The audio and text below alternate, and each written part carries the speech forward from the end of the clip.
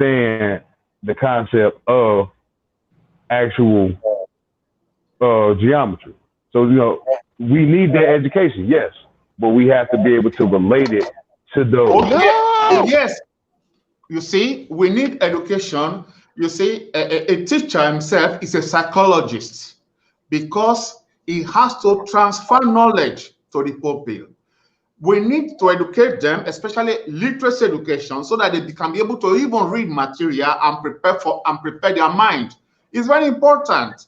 We have to go in with that because the person who is not prepared, when you come and tell him that this is your enemy, he will never agree with you because when that man comes and give him a bottle of, some food stuff to eat, that is the end of the world. You see, that's why we have to educate people. That education frees the mind. It frees people. We have to begin with that in our community. Yeah, we're That is not. the way. There is no argument Well, there. okay, Tonight's topic is not about education or curriculum. education. We're all in agreement there. The topic of tonight is the game. The Right. topic of tonight was getting. Or a better statement, since you said you don't want to use the game, a better topic is who is the enemy? Who's Yes, our adversary? we are trying to clarify the game. Who is the enemy? And so, if you, like you said, anybody can go on the internet and find that list, that graphic of the Oh power, yeah, the power. But when you we're live say now, so we should be everybody able to knows, pull it up a little later. right? When You you say see, everybody knows eh, that, I say no. Actually, even though it's available, most people don't know that. And what I'm suggesting, Professor, is if you ask me the direct question, who or what is the enemy, or who or what is it that we are fighting? I would say we are fighting the plutonimarchs or oligarchs. I'm going to use that interchangeably. We are fighting the plutonimarchs oligarchs who control the synthetic biology industry, which monopolizes and controls the global market in 10 different aspects, from seeds to pharmaceuticals to agriculture, etc. Now, when you ask me to describe who are the plutonimarchs, I will say they are the owners of the companies which have monopolized all of these markets. And then if you ask me, well, can you describe these people? I'm going to say the common description, the thing that is common amongst the owners of these companies are that they are what? White males White. from European companies. That's not debatable. That's not an opinion. no, That is no, an no, no, action. no. That is That's not. an I action. look. That's Professor, that's an that action. corporation. Professor, wait a minute. That, Don't cut me off. That's not no, Hold on, debatable. yeah, hold on, That's let him a finish, fact. Mister. Let him finish. So, That's go not ahead. debatable, and it's not an opinion. That's a no, fact. That is a no. description of That is who that is are these. failure. That is defeatist mentality. Let him finish, Mister No, O. it's not. Let him finish. No, that's not a mentality. It's That's a an defeatist accurate, mentality. Professor, quiet. That is an accurate description. That is for you. No, Let that me is So, finish, for you. It is the Professor. accurate. You are That All right. is Okay. an embittered. Okay. accurate Okay. so You Mister are O, Okay. Mister O, embittered. Hey. Oh, look, Mister O. that they are corporate. I agree. But when you put a white skin on it, it's a bitterness, and you can No. never win. Hold up. Hold up. Let Mister me just O. intervene because Yes.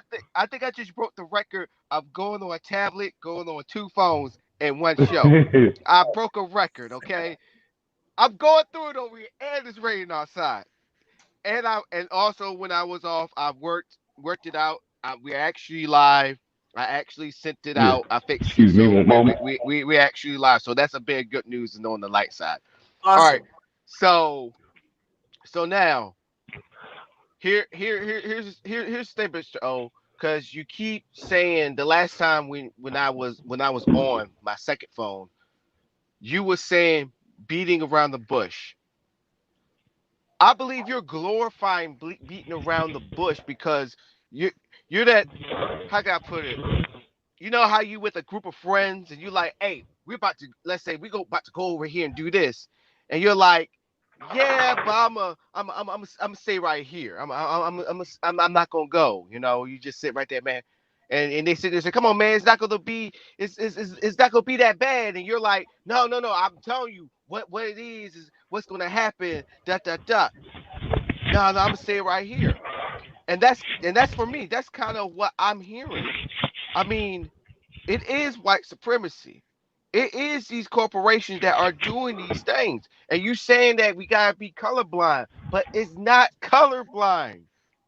Majority of the people that are running these companies that's in government, that's sitting there putting out all this stuff on social media and all that stuff is white. And then not to mention what also is that freaking talking point is that you got even white people saying that their civil rights, their constitutional rights are being taken away from them because they can't put on a mask. When you got black folks that look like me, Silliness. Seepway, and look like you, Miss O, and look like Beast Johnson, they're getting killed out here. But then we got people that look like us sitting there saying, uh I was watching a debate when one of the dudes who is black, who is literally, the question was, what do you, what is your thoughts about the George Floyd, what happened to George Floyd and everything else that came with it? Rather than answering the question, he answered it about Black Lives Matter being an infiltrated group and that black people cause more crimes. But in the same breath, say that we need to pick ourselves up our bootstraps and do this and dot dot dot. That's what's hindering us. That's To, why. to, Yeah. So, and I'm a finish it down. And what? I'm gonna leave it to y'all. That's why when I didn't know anything about the Haitian Revolution, where when they finally fought against the French, they was like, you know what? Let's get the people that's against our cause, the one that's sitting there saying that we should work with the French after what the fuck they did to us, and the ones that don't give a damn about us go over there and snitch and lie, smile in our faces. They killed them all first. Mm-hmm. They killed them all first.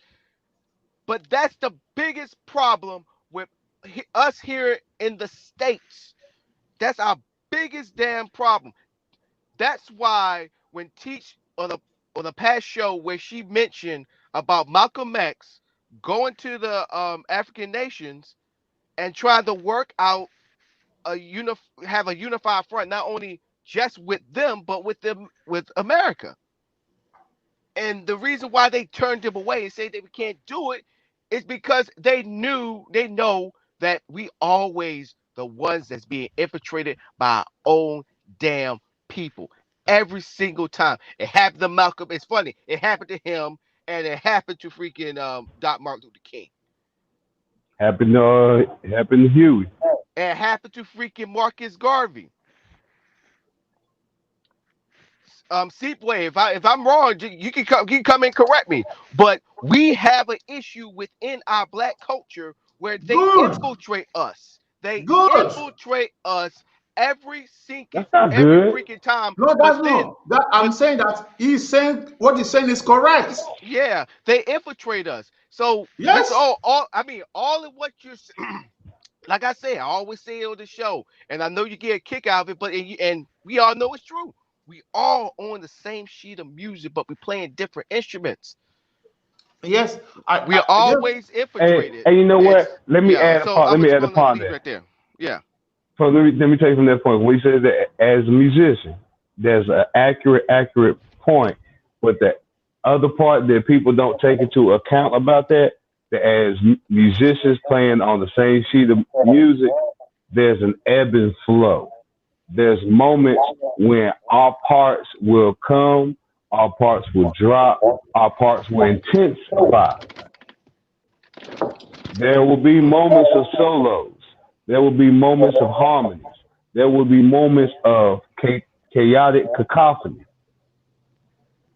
And you have to understand that not every song, no song is every instrument playing the equal intensity throughout the whole song. It's going to sound like hot mess. the guitarist is not going to play as loud as the bassist. Bassist is not going to overshadow the drummer. Yeah, because Drummer's not those are going the to overshadow the keyboardist. There's going to be moments when you mainly hear the drummer, when you mainly hear the guitarist, or you mainly hear the bassist. yeah. I was about to So, say that. I was about to say it's going to be so sometimes so we got to where the understand. So, like your point has been made, but that's what I said earlier. Your point about education is completely valid, but that point of that conversation is over for right now. Now that part is over. That part's going to come back, and it will intensify. But for right now, we're gonna drop and we're gonna move to a different stanza. And the stanza we talking about right now is the game and getting and figuring out who we're going up against. So So let's look at the game, right? The reason why we're talking about identifying the economic power is because those that have the economic power are the ones that can what? Provide the jobs. hmm When you provide employment, you are controlling the people you employ. You set the rules, and the employees either have to follow your rules or you fire them, right? The people with the economic power are the ones that can provide food, which everyone needs. The people with the economic power are the ones who can what? Purchase property and provide housing. So when we talk about dissecting and understanding the game, it's who has the economic power to provide these things. Because when you control these things, you control the people who rely on these things.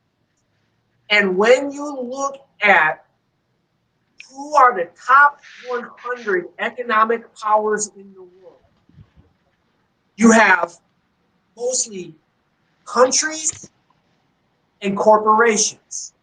And a lot of these companies are corporations. The United States government is a corporation. Okay. Yep.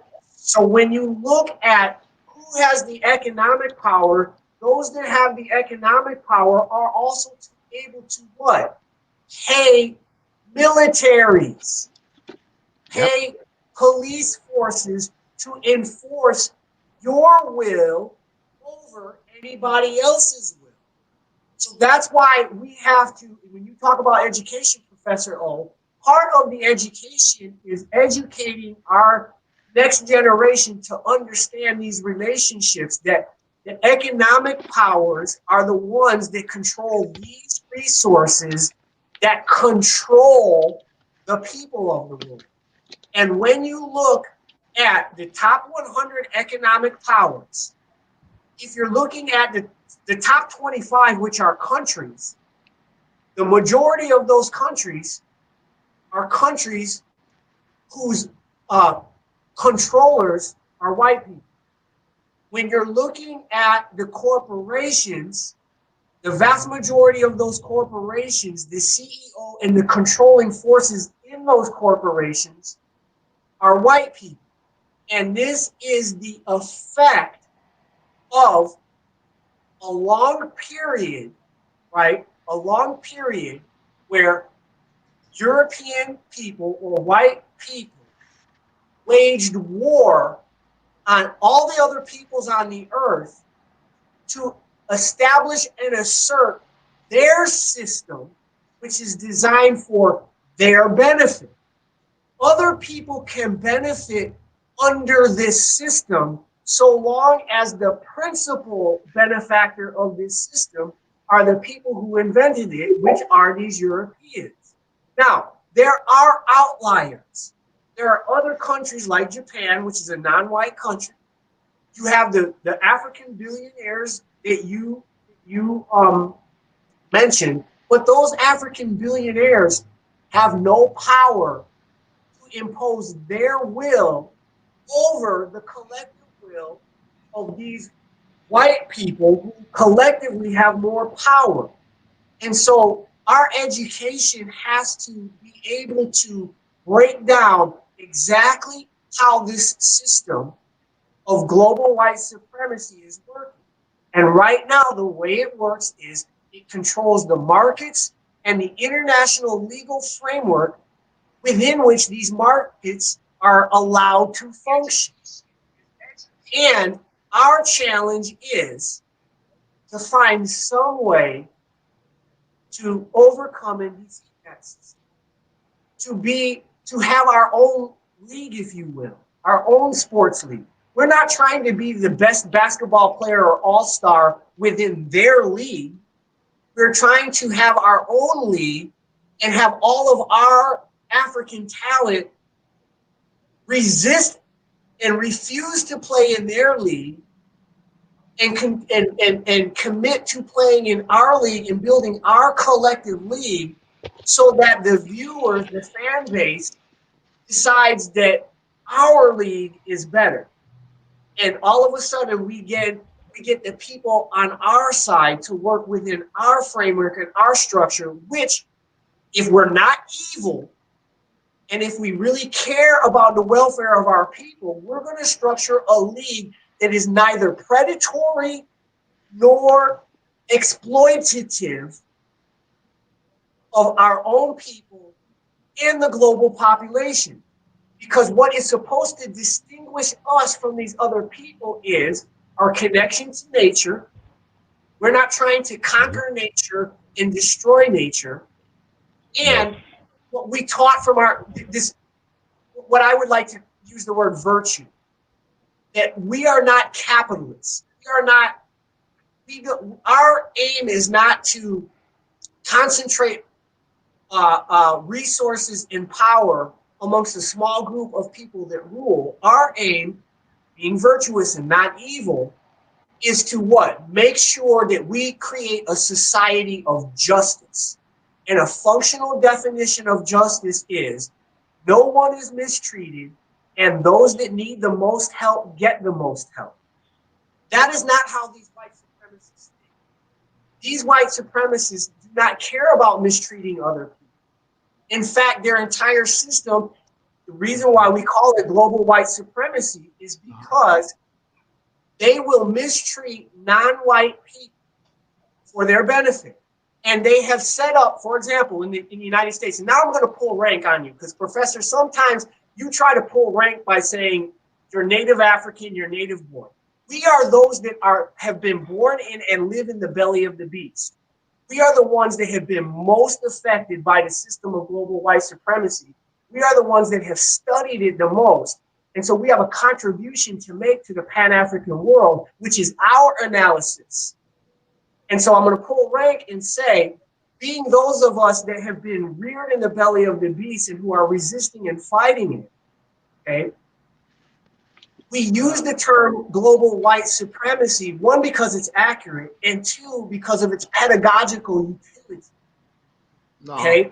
It is an accurate, accurate description of the actual individuals who hold the bulk of the power. Differently.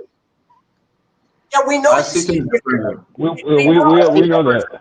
We are asking. You guys should look beyond the boundaries of America. That is not the boundary of the world. I'm saying that let me explain. America is. Everybody wants to America is the belly of the beast. We just showed you. The number one economic power in the world is the United States. And they, more than any other country, with perhaps the exception of the apartheid regime in South Africa, were the ones that created a system based on the mistreatment of non-white people. Yeah, that I know. Look, listen, you touch very different things.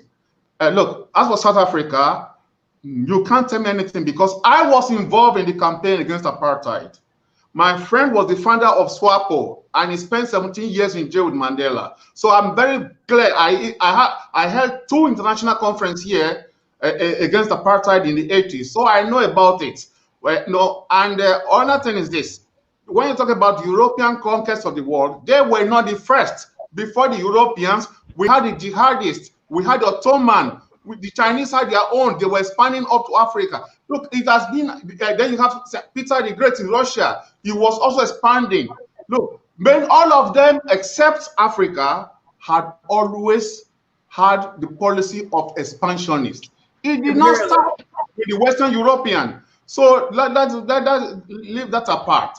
What I'm saying, because we touch many things, I just want to I want to point to the fact that, look, this time, look, I still do not agree on putting a color of skin.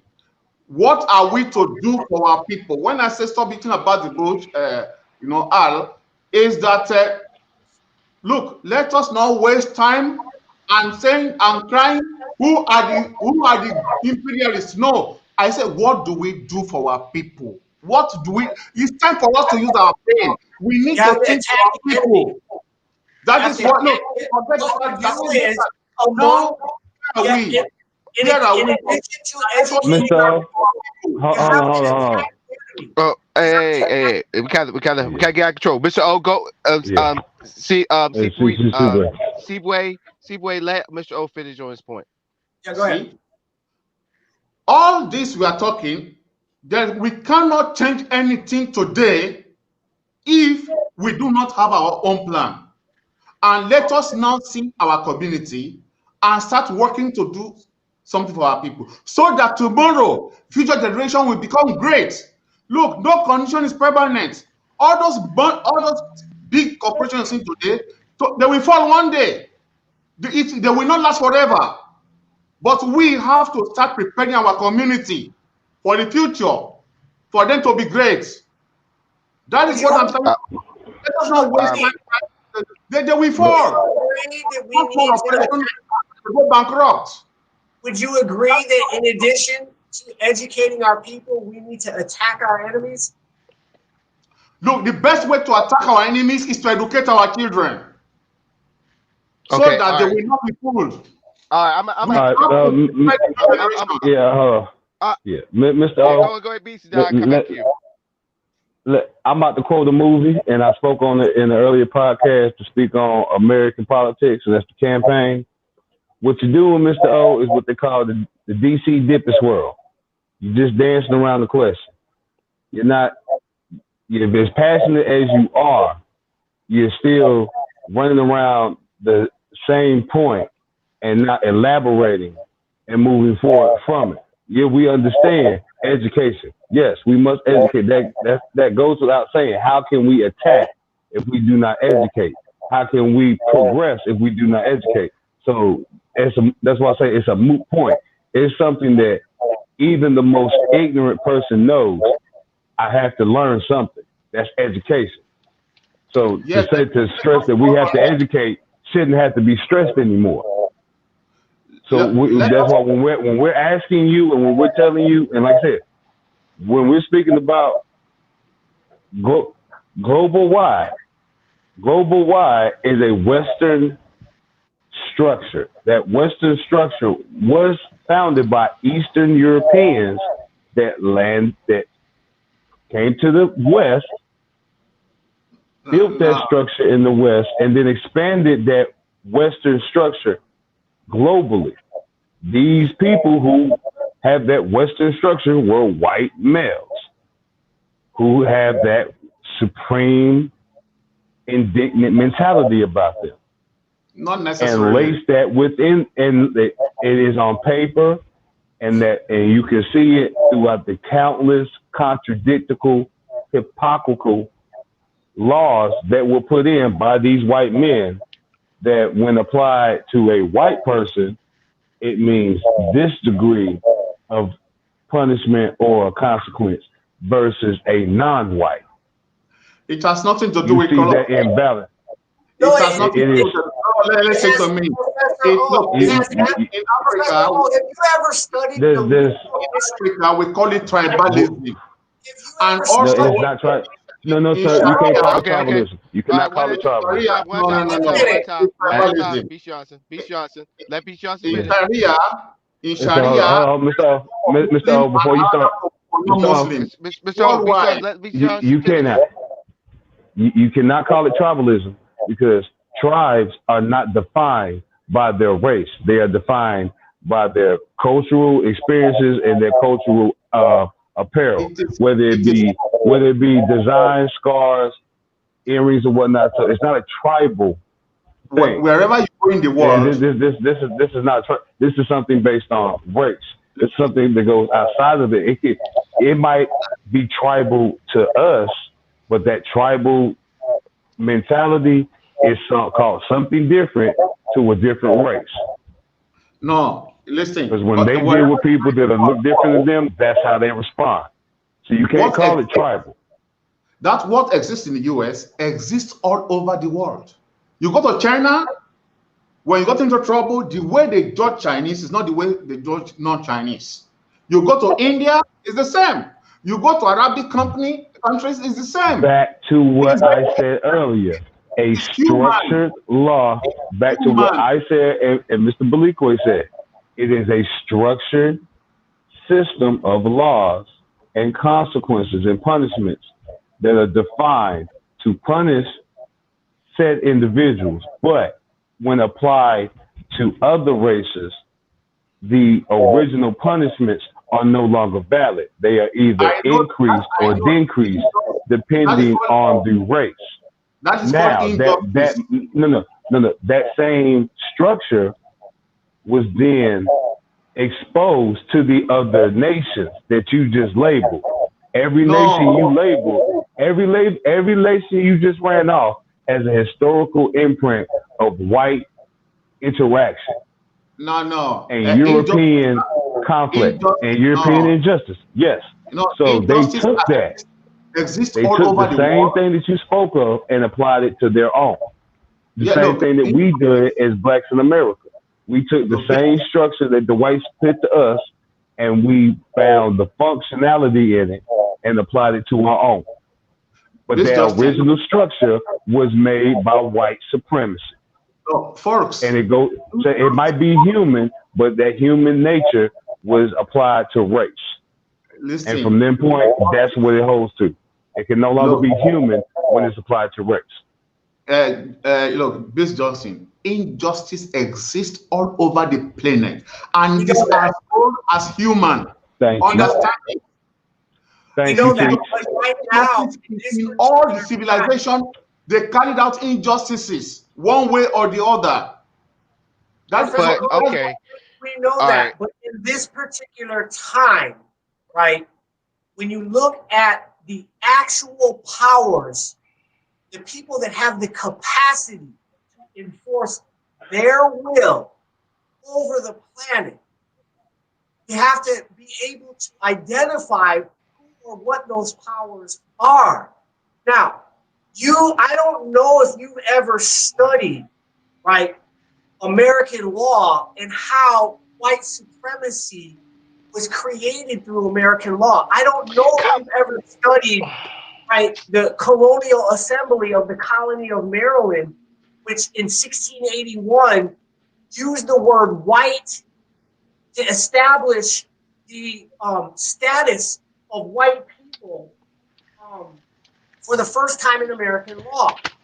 And in American law, the word white was attached to a status that granted privileges that were denied to non-white people.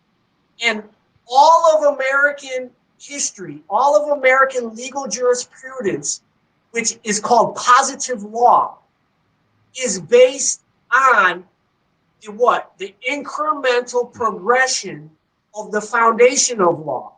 Within the United States legal construct, there is a status of white supremacy, which says that if you are, let me finish, if you are in the group designated to be white, which is constantly changing, you have rights and privileges that non-white people don't have. That system has been perfected and exported around the world and is the governing power in the world right now. Even though you have claims, particularly from non-white countries like North Korea or Iran, right? They are trying to say that they are apart from or separate from this ruling global white supremacy, that you can't dictate to them. Now, right now, Africa, the African Union, is not a United States of Africa. It's 54 separate countries that are in the process of forming a United States of Africa. Why? Because individual countries like Ghana, like Nigeria, like Senegal, cannot compete against the United States in their system of global white supremacy. They have learned that unless the 54 individual, it's like Little Sisters of the Mary trying to take on the 1990 Chicago Bulls in the NBA Finals. A small country in Africa cannot compete against the economic world power. So unless the 54 countries of Africa form via the African Union and transition to a United States of Africa, it would have enough what? Resources in the form of human resources, in the form of natural resources, in the form of collective strength to what? Put up a rival to global white supremacy. African people, despite the fact that there are a few African billionaires, are not going to be able to impose the will of African or Black people on the world against the will of global white supremacists. I still disagree with all of you. I still disagree with all of you. Look, I live in South America, so I know about racism of whites to non-whites. This African Union you are talking about, I said it in 1957. It was Nkrumah. Later, I will share the link with Almonte. You know, when he said United States of America, of Africa, but it's impossible because China is already taking over Africa. They have sold the African land out. China is taking over the natural resources. They give us, you can't pay it back, and then they grab your land. It's going on now. So you see, look, there's no time we can be able to fight other people. That's why I say what we have to work on is education on our people and build them, because I know that all empires fall. This Western one will fall, just like the Ottoman fell, just like the Babylonians fell. They're all going to fall, and another one will spring up. When? All right. Oh, okay. All right. I'm gonna have to. I have to jump in. I've been biting my lip, biting my tongue for the longest time. Please. Look. All I'm hearing right now is I don't see color.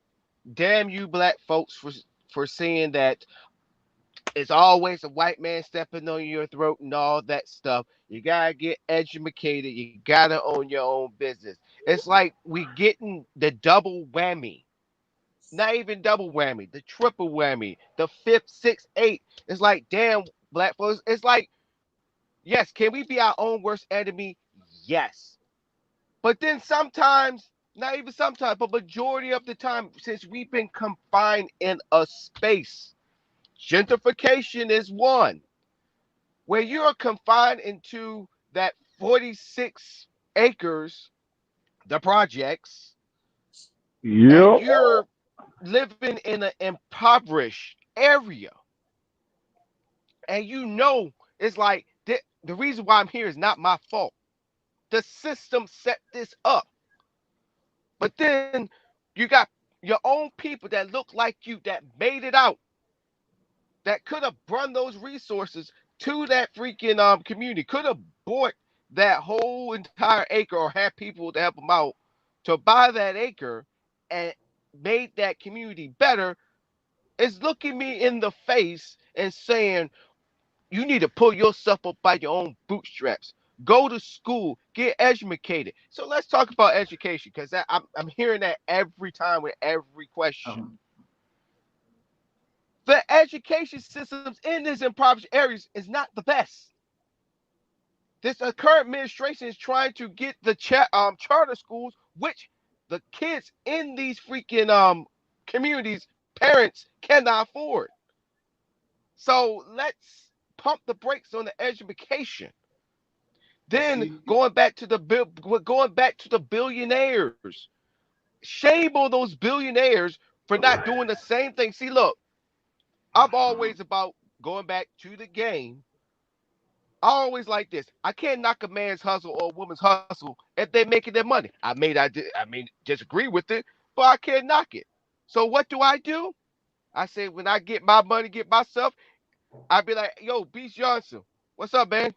I see you making a little money over here. We need to start our own little coalition. Let's help our people. Let's help our community.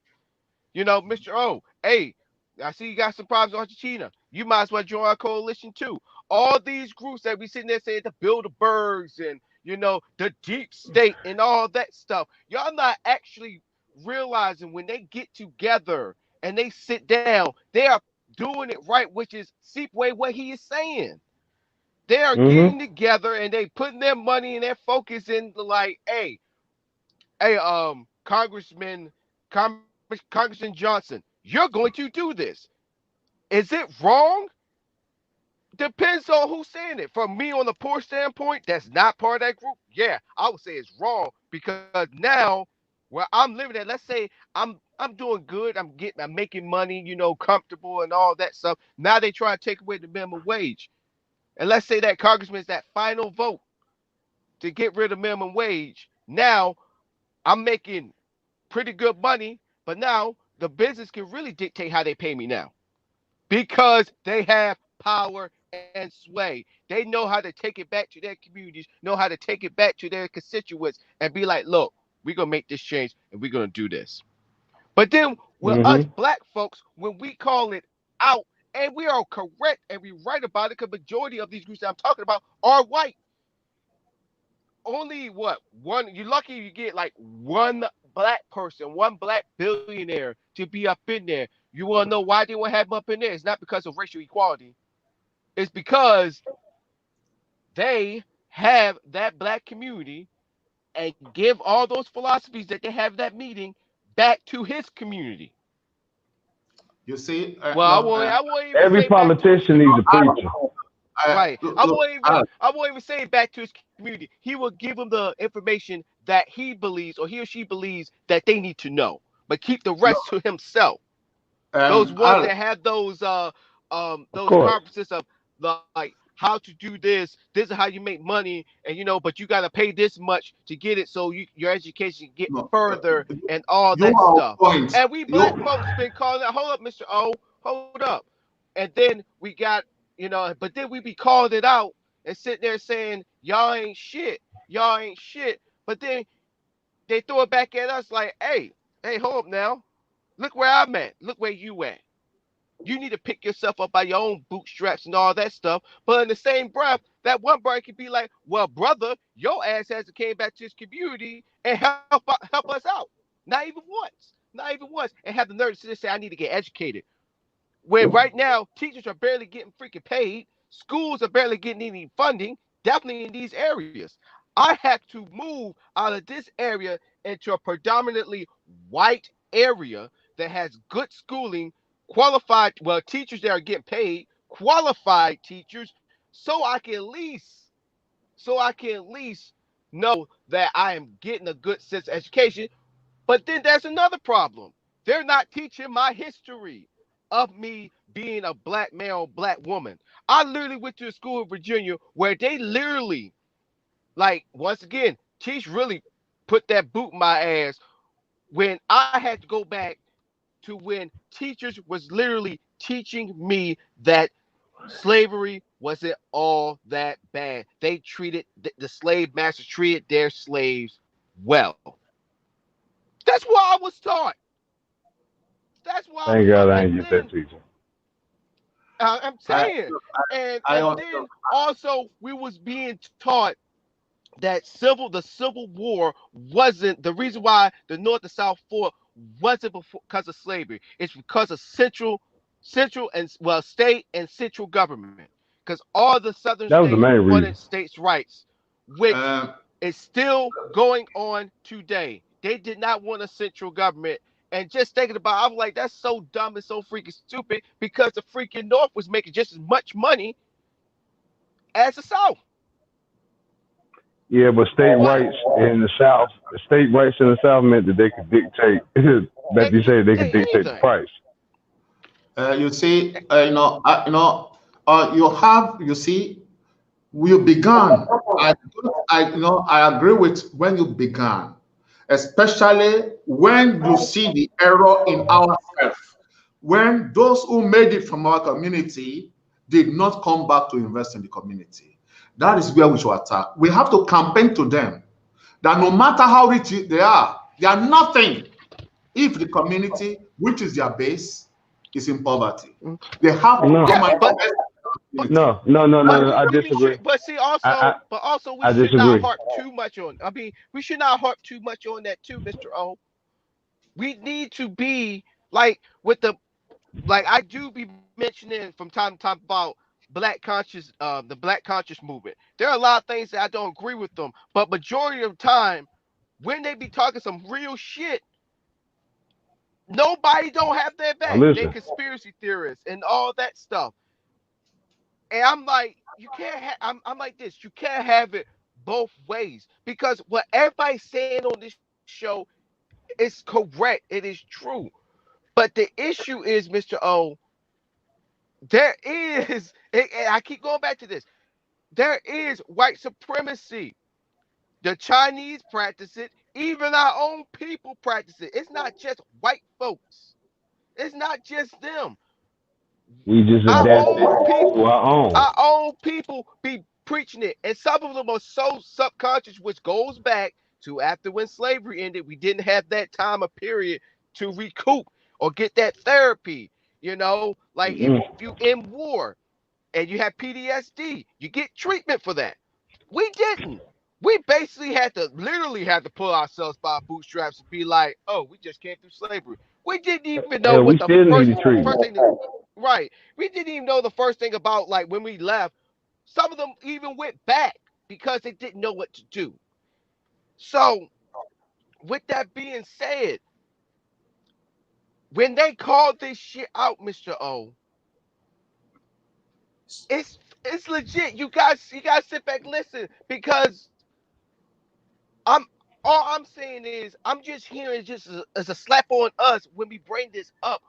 When it's white supremacy that's actually going on, and it's not primarily all white folk, which I agree with you about the colorblindness to an extent, but our own people be doing it, and also it's all around the world. What Seepway was saying, the Chinese have perfected it.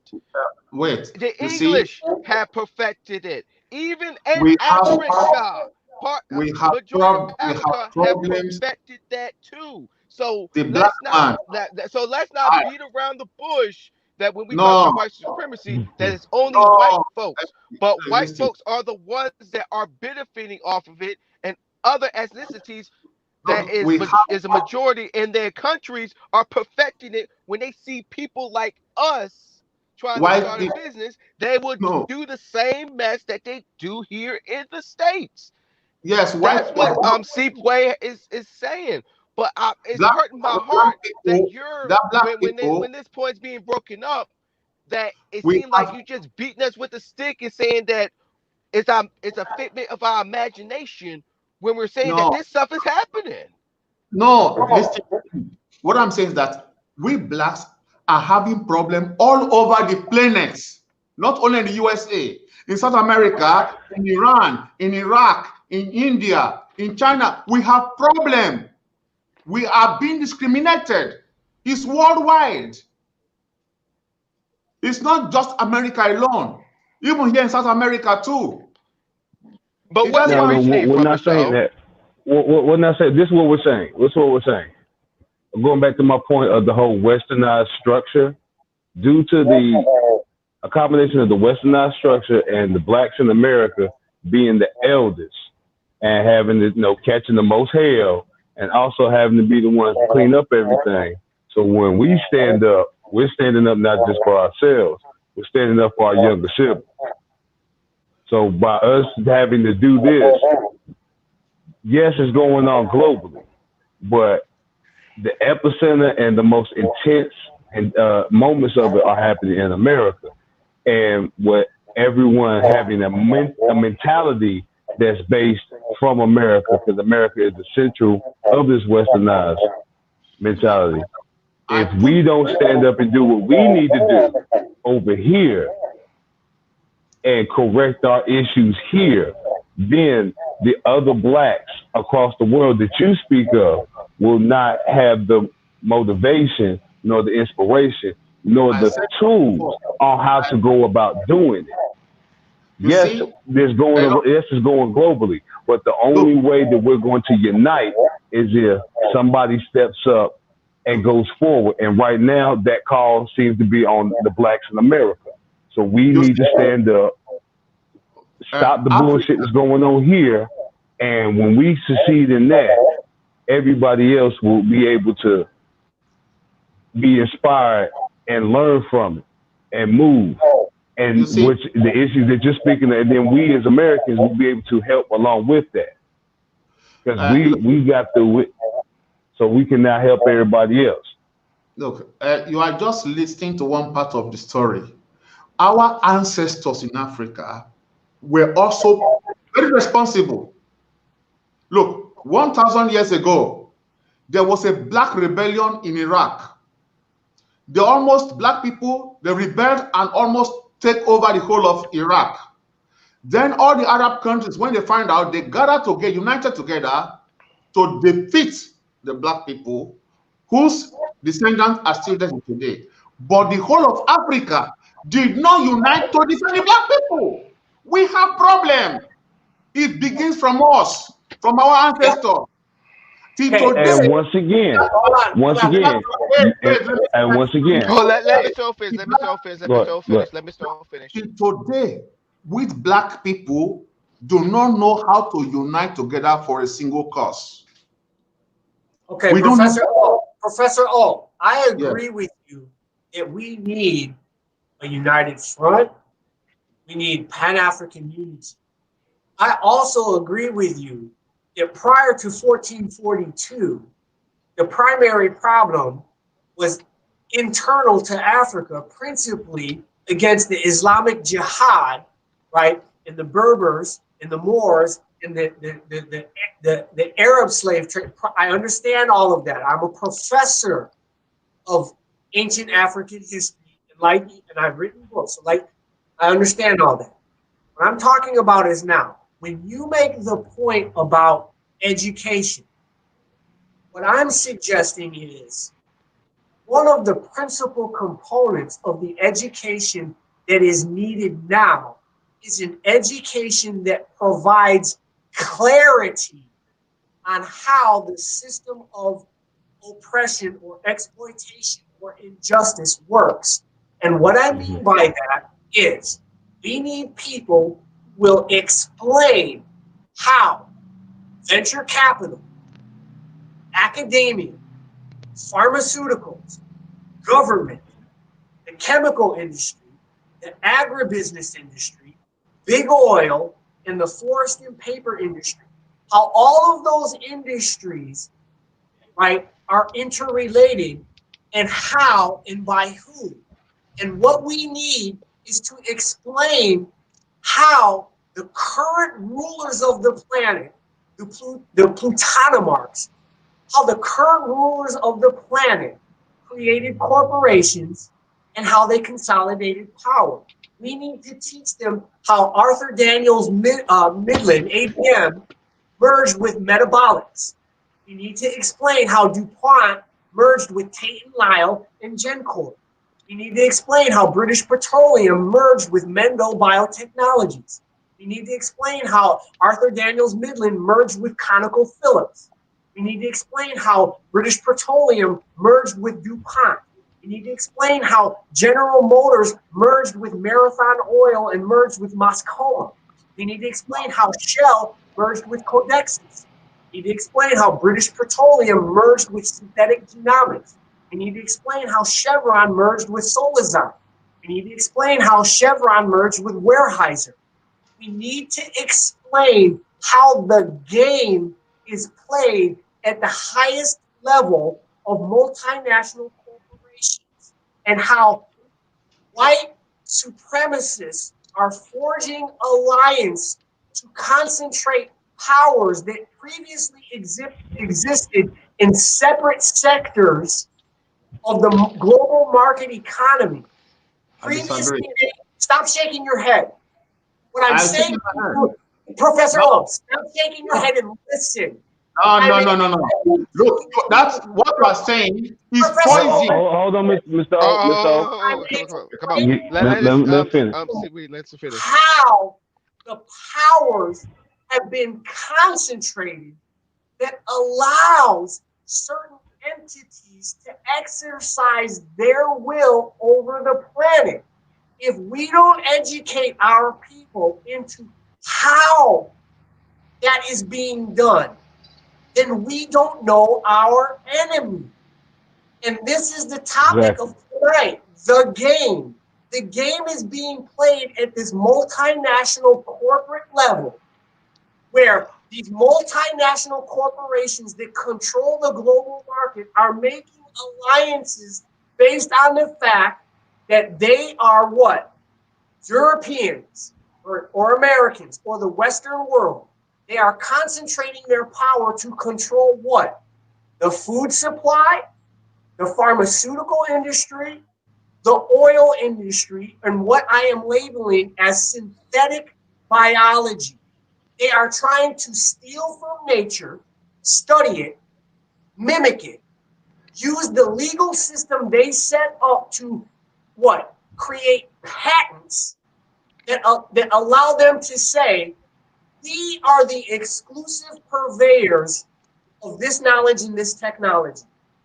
They use the patents and these alliances to control the markets of which we become dependent on.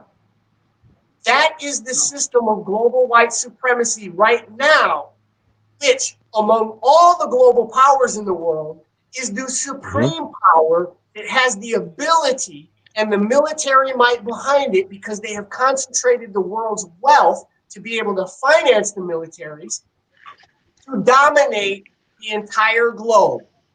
And if we don't teach our people how that system, which I call global white supremacy, but we can change that name since you have an aversion to it.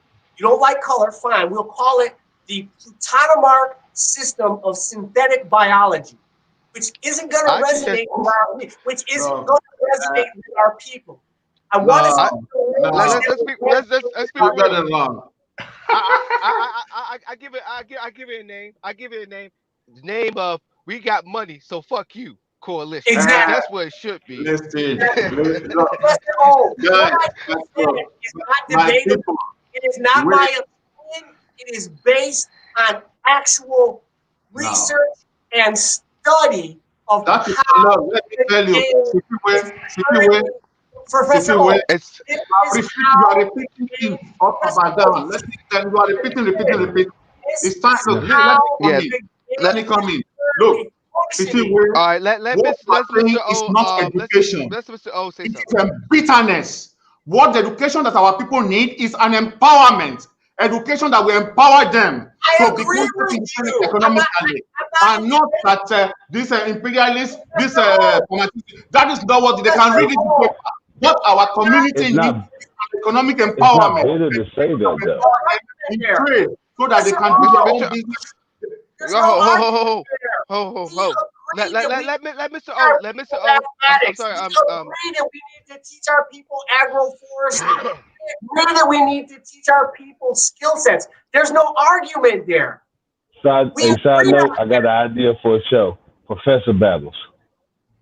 Right, we agree on that, Professor. I'm not in argument against you on that. Battle of the Wit. What I'm saying is the missing component. While we are trying to empower our people with the science and mathematics to master the current level of technology that exists in the world today, the missing element is we are educating our people on who is our enemy that we must attack. If we are in a war or a battle, and all we're doing is playing defense, and we have no second strike capacity, we are not targeting the actual holders of power, then we will lose. No, we will lose if we indoctrinate our community. What we need is an education that empowers. That I is where we agree have to with start that. from. Not I indoctrinate. agree with that. Not You don't have to Okay. All right. reiterating that, I Professor have a O. question. We are in agreement with that. I have Go a ahead. question Okay, for so- Mr. O. okay. That. We All agree right, Here's with a- that. Beast Johnson. All right, Beast Johnson, go ahead. I know you My want. question- I know. my it's question me. for you, Miss Mr. O, O. let Beast Johnson. Miss O, Hold on. let Beast Johnson jump in. My question for you is, since you have an aversion to that, and that aversion is associated with the trigger word for you, bitterness.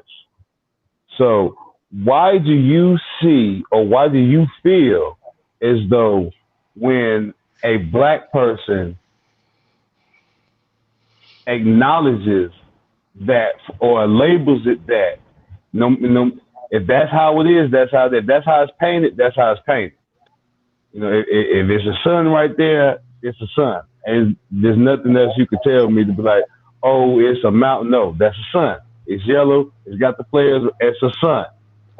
So if that's how they're going to carry themselves, if that's how they're going to move with that white supremacist perception, then that's how we have to acknowledge it moving forward until they change their ways or until we find a better statement. So the question I have is, why do you feel as though black people are bitter when we say that there is a structure of supreme tactics that benefit whites over everyone else? Why do you feel as though that we are bitter? And do you feel as though it's just us? Do you feel it's just us that's bitterness? I'm not saying now that black people are embittered. I'm saying that education, which is saying, is bitterness, is indoctrination. That is not what our community needs now to move forward.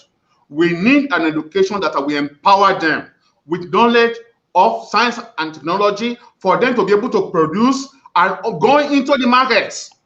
We Okay, agree. Okay, so I ask you this. What we need first. Mr. O. Because the way I'm they are sorry. now, no matter how much you indoctrinate them, when the enemy come and give them some bread to, some bread and milk, they forget about you. Become their enemy. Mr. You O, cannot Well, I introduce ask you something this. exactly. Mr. O. Okay, all right. Go ahead, Beast. Yeah.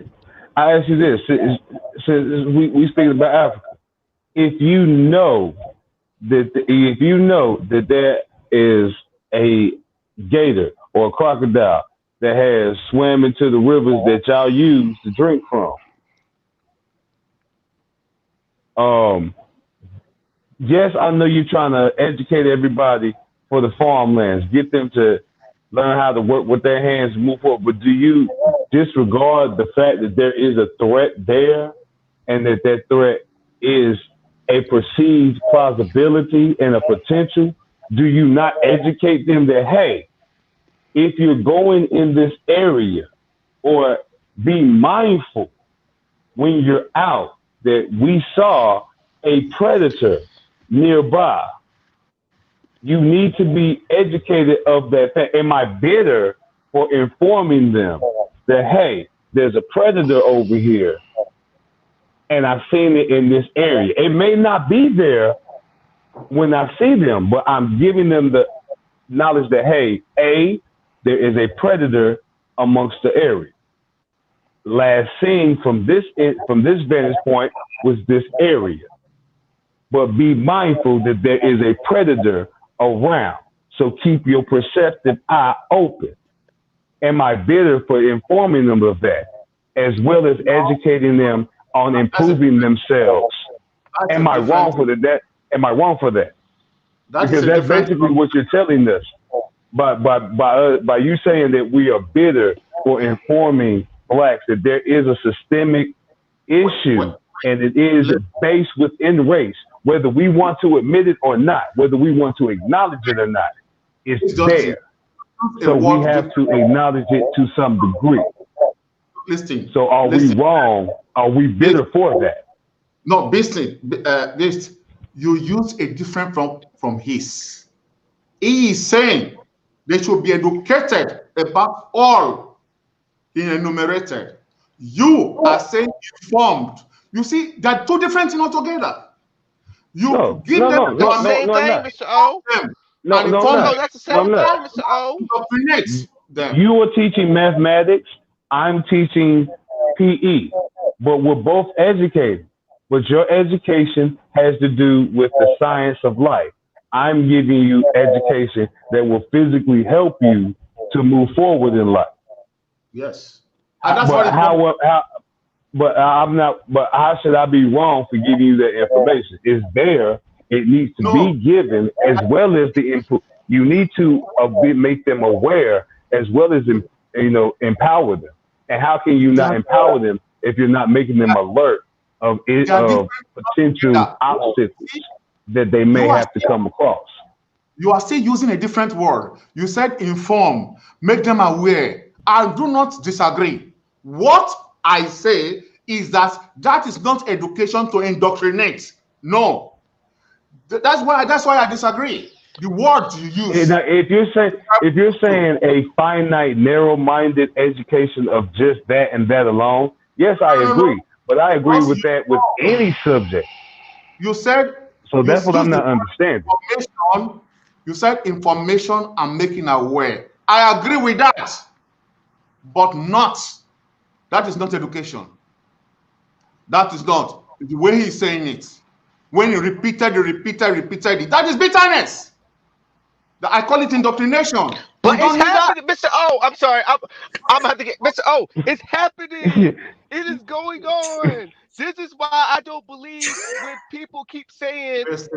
And I love you to death, wait, because I live in a. Let each other.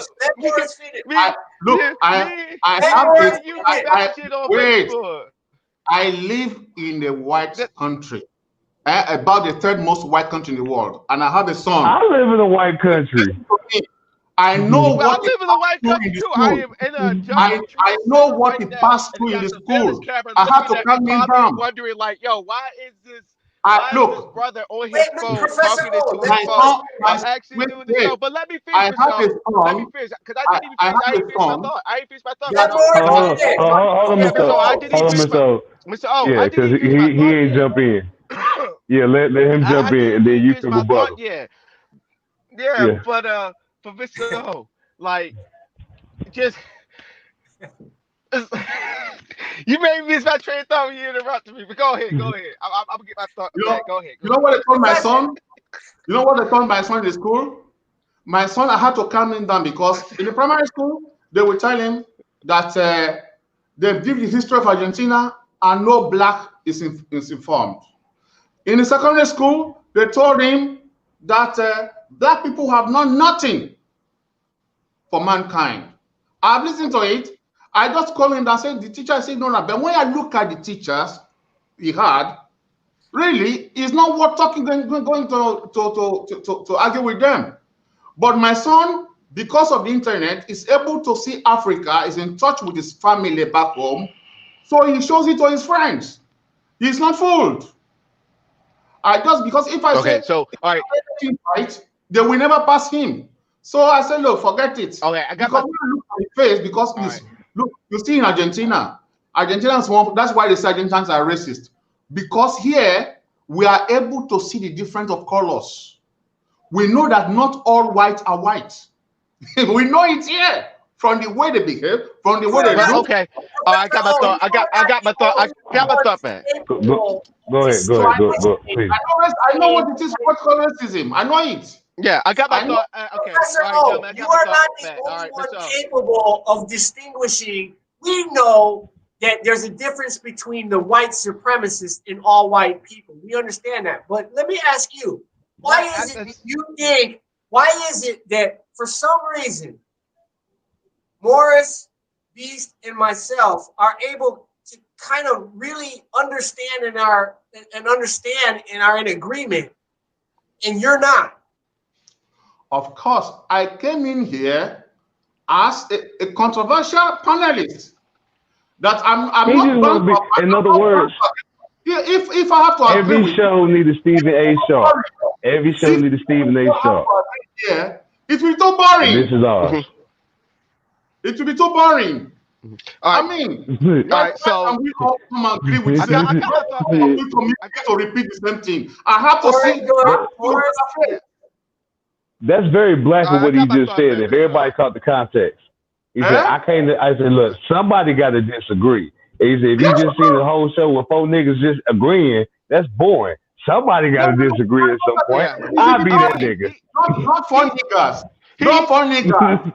He's I mean, Charlie. but I cannot come here. I did not come here to cry. I did not join you people to cry.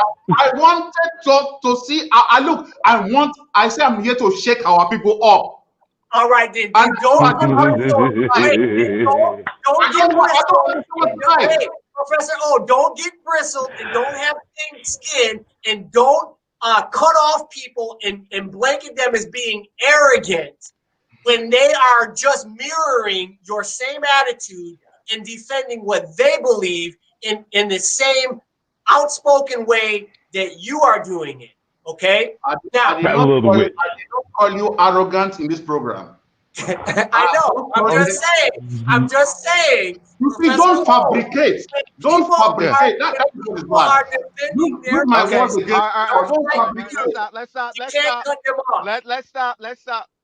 Yeah, let's stop. Because I finally got my thought back. Thanks to Mr. O, sit there and just make my tail laugh and stuff. All right, but this is why when I hear about the deep state and all this stuff behind government, this is why I don't believe in that. When I hear or like the Black Blue Lay. Now, I did my research. I'm gonna get that Black Blue Lay out the way. Black Blue Lay actually is a fraternity of black entrepreneurs. But the problem that I have with the black consciousness, they always sit there saying that they the black Illuminati. That is not true. They are saying that they're like the black wing, like with the Democrat Party or with the Republican Party. Republican Party got the Freedom Thinkers or something like that. That's their black wing. And then you got the I forgot what it's called for the Democrat Party. Colored Negro, whatever. Yeah, they got their own little divisions for black folks. But here's my thing. I'm paraphrasing what Dick Gregory said. In the interview when he was asked, do you believe in the Boule or the Illuminati? He literally said, how would you know about the Illuminati and the Boule? He said, that's the problem. I'm paraphrasing what he said. He said, when black people sit there and say they know something about the Illuminati or Boule, they don't know shit. He said, name one the big black corporation that runs shit. You can't name one. So how the fuck do the Black Boule got any sway like the Illuminati? So let's go ahead and throw that out the way. So now let's go to the deep state.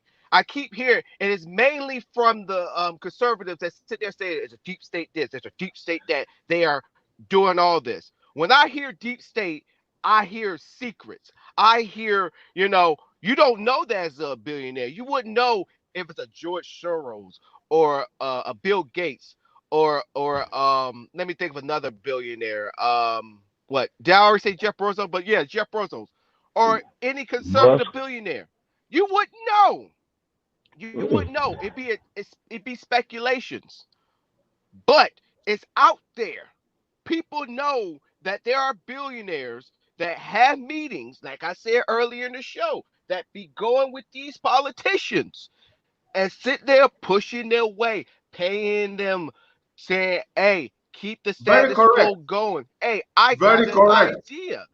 That's very correct. And that's why I do not believe in this shit called deep state. There's no such thing because we know who is pulling the strings and who's doing what and all that stuff. So everybody, stop saying that the Black Boule, mainly my people. I know we've been kind of being hit with the stick. Mr. O, I love you, but I gotta keep it a 200 gram with you. Get beat up the stick by Mr. O. I'm not trying to do this to y'all, but let's be for real. Let's get off this bandwagon of Illuminati, the fucking deep state, and the Black Boule. Stop it. Black Boule is just a fraternity of, yes, high-ranking black officials, but they don't run shit. All right. Morris, this is exactly with that being said, I want to say, just to underscore your point, this is the reason why I just ran down the actual facts about who has the economic power and who are the corporations that are merging together to consolidate that power so that we remove the conversation from conspiracy theory and mysticism and actually present the facts. This is why I said we have to educate our people on how ADM merged with metabolics, merged with GenCore, merged with conical. If we don't do that, because otherwise it stays in this realm of nebulous mysticism. And we don't know who to target. Right. We don't know who to attack. We don't know how the game is functioning. I gave facts tonight. I showed a graph. Here are the top 100 economic powers of the world. They are governments and corporations. And then I ran down a list of them in the last 10 years, the major mergers of these corporations who are controlled by white supremacists. This is not debatable. This is not an opinion. No, this is how the game is run and being played. And the vast majority of us don't know. Now, let me tell you something. I can speak from experience, not what I read from a book. I went to Yale University. My schoolmates were the sons and daughters of Carrie Boren, who is the daughter of Senator Boren, who is a congressman from Oklahoma, sits on the Arms Ways and Means Committee. My roommate was a diplomat from Pakistan. I can tell you from my own experience who these people are and their mentality because I went to school with them. Not from what I read in a book. I can tell you about not just Skull and Bones, but there are 8 secret societies at Yale. Yep. Wolf and Snake, Scroll and Key, St. Elmo's, Manuscript. So this is what I'm trying to ask Professor O to humble himself and learn from those of us who have the knowledge from being within the belly of the beast, who are strategists, to inform people like Professor O so they can get on board with the vanguard who are saying, look, yes, we need education.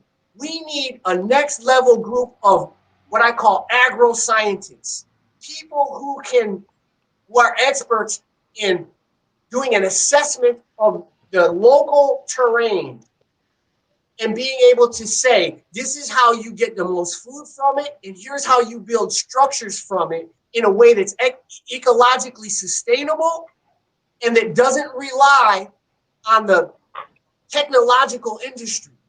That is what we need to be educating people. We also need to be educating people in the next generation when we understand that artificial intelligence, Google, right? Artificial intelligence is basically a massive memory or intellect database where all data is stored. Artificial intelligence, in terms of being a memory bank system, is superior than the human brain. It can hold, access, categorize, organize, and regurgitate information on demand better than the human mental faculty. So in the future, for example, in the past, it was people that had intellectual capacities that became the power.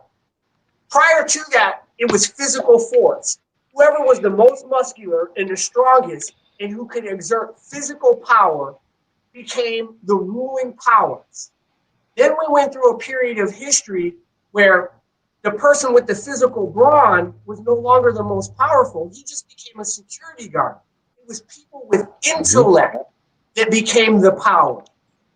We are moving into a generation where people with intellect are going to become obsolete because AI can handle data better than the human intellect. In the future, what's going to be important are non-intellectual faculties. What do I mean by that? Well, hold on, Professor O, hold on. Let me elaborate this, and then I want to hear your response. What I'm saying is, in the future, what is going to be valuable are non-intellectual faculties. What I mean by that is, consider the fact that right now, there are millions and billions and trillions of processes that are being managed inside your body right now, that are being managed by a faculty that has nothing to do with your conscious intellect. You are not consciously regulating your heartbeat. You are not consciously regulating your digestive system. You are not consciously regulating your breath, your inhale and exhale. All of that is being managed by an intelligence superior to your intellect. The future of education is going to be those people who know how to tap into that omniscient intellect inside your body. If you can tap into and communicate with that, you don't need a book. You don't need an internet. All the answers that you need are going to be based on what's encoded in your epigenetic memory. And so those people that know how to make the mind-body connection and can communicate with every cell in their body, those are going to be the most powerful people in the future. We need an education system that is training our young people on the techniques on how to what? Connect with that omniscient intellect that is inside their body. Not the formal education. The formal education system that we have now is going to be obsolete in 10 years. Now, once you set up a system that is forward thinking, where consciousness is more valuable than intellect, and you understand who are the people.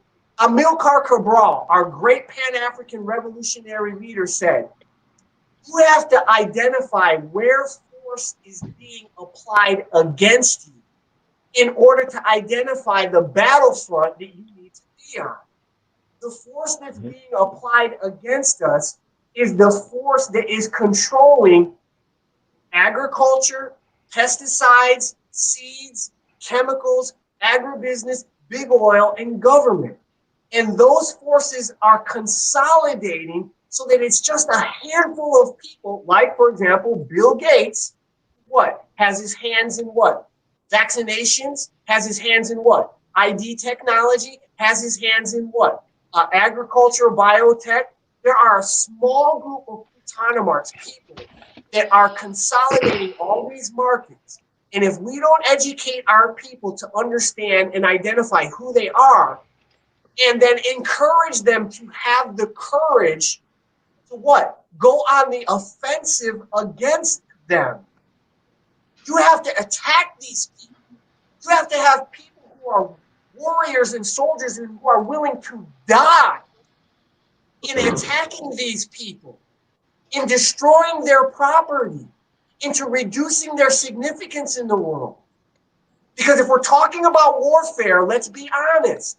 We are talking about what? People who are willing to sacrifice bloodshed and sacrifice their lives. And right now, because we haven't identified the targets, we have no offensive capacity against them. We are reactionaries playing defense, and we're losing. You see, and if I could tag in on you real quick, before you do it, Mr. If I could tag in with his point from earlier, all the information that he gave as far as naming those, giving the list of those actual companies that hold that monetary currency, financial power over the world. That information can now be taken back. It can be used as topics to build a curriculum of education that's built around, how you say, infiltrating. Now, by that, just off that information alone, we now have built a curriculum of infiltration to go back and educate the youth, as well as those who are still able and willing and viable. Now they have that education to go forth, and now they can infiltrate, as you say, and infiltrate into there properly. And we don't have the fear of having double agents, because we now understand the target. We've taken the time to have outside views like yourself weigh in and give their tactical strategies on it. And now we have built a full-fledged curriculum of education that we can empower, not indoctrinate, to our people, and use forth and move forward in the ways that you're speaking. Now, everything that you're speaking of, like I stated before with the blueprint, everything that you're speaking of is correct, but it's pieces before what you're saying and after what you're saying, and even connected to what you're saying that you're not present of, because it's not you. You are the L. You are the L-shaped piece of the blueprint. But there's another L-shaped piece that has to go this way and be connected from the bottom. There's also that screw and that bolt and that piece in the middle that has to keep everything connected. You see what I'm saying? So it's more, everything that you're saying is valid, but you have to, like you go back and say, you have to humble yourself to the acknowledgement that you are a mere cog, and all your pieces and all your points are mere cogs in the overall grand scheme of the blueprint of our revolution. Now, how they go in, we don't know. It's important to us, but yes, we're just one piece. We're supposed to feel that that's important. That little piece is very important and it's very finite, but in the grand scheme of things, it's just another piece. There are other pieces that are equal in importance and some of lesser importance and greater importance. But all these pieces have to come together. And the only way we can do that is by understanding every piece and understanding that the point we come from is just that, a point. There's other points connected to this. So we have to be willing to stop looking from our vantage point and adjust our perspective. You see, at last, two of you are now coming to my point. What he enumerated, let me finish. I listen to you. I want to hear this. About, about technology, about robotic, artificial intelligence, that is different from indoctrination. Luckily, they're all my fields. They're all my fields. I studied in the most prestigious engineering institution in South America. And so I've done some work, both on artificial intelligence. In fact, I'm developing a technology now for health that will help health. You see, so that, I'm an electronic engineer and a professor of information technology. So I know all those things because I lectured them in the university. So that is the education I said we should give to our people. When you talk about the pharmaceutical, then let us teach chemistry to our youth.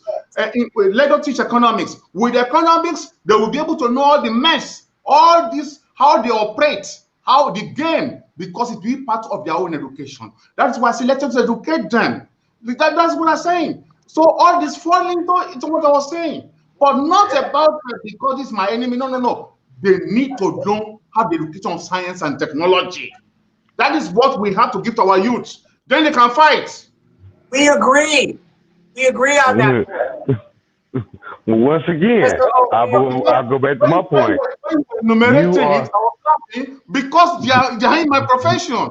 And look, I have a website which is called Collective Mobilium, with which I'm lecturing youths back home in my tribe. On their mobile phone, they load them, and I lecture them on science and technology. I'm doing it already. Do you hear us, Mr. Hall, when we say we agree with you on that? I have all courses ready to empower people, youth in my tribe. Professor Hall, do you hear us? We say we agree with you on that. We agree. There's no argument there. We agree. Now, since we agree, we don't have to keep repeating that. We're talking about something else now. Do you understand that? Okay. I'm sorry. I'm sorry. It's just like you're not understanding that it is white supremacy. We tell you what it is, and it's like you say beat around the bush. You're the only one that's beating around the bush. Because I studied in all white. Look, I studied in all white university. I lecture in all white universities. So I've been living with white people here for 42 years. So I'm European, not only Caucasians. Mr. I also explained that white supremacy is not majority white. You got Chinese that do, Asian people that do it. You got Indian people that do it. Even us. I said that. Yes. Even our own people. They do that That shit. look, that They I know. do it. I mean, Even in freaking, even like I Africa, said, I'm gonna break up even your even boy in Ben Africa, Carson. they still, Because Ben the African Carson is primitive a man. big one. He's Yeah, a big one. But he's hold up, Mr. O. Look, Mr. O, I've been letting everybody talk, and it's been rare that I had anything to say. When I say Yeah, I you've say been my piece and I quiet. go and I don't interrupt nobody. But yeah, Ben Carson is the biggest example because his birthday was yesterday. He's the biggest one, Belated. but he's quiet because you know why? He's compliant. He just sits there and he's like, "Yeah, I'm gonna do this department that I barely know anything about, and I'm just gonna continue just messing up people from getting, to at least keep them in their damn housing, and then also take away Exactly. their what's that shit? The I forgot. But yeah, but he's the biggest one. He will smile you like. I'll tell you this about Ben Carson. The reason why I'm using him as an example is because I will meet Ben Carson. Even with everything I got against that man, his philosophies. He would sit down with me and we would have a great conversation. Great Mm-hmm. human being. I know if for some reason I knock on my car, if my car had flat tire and he saw me, or he just mysteriously give me a call, and I say, "Come give me a hand," he would come and give me a hand. He would give me the shirt off his back.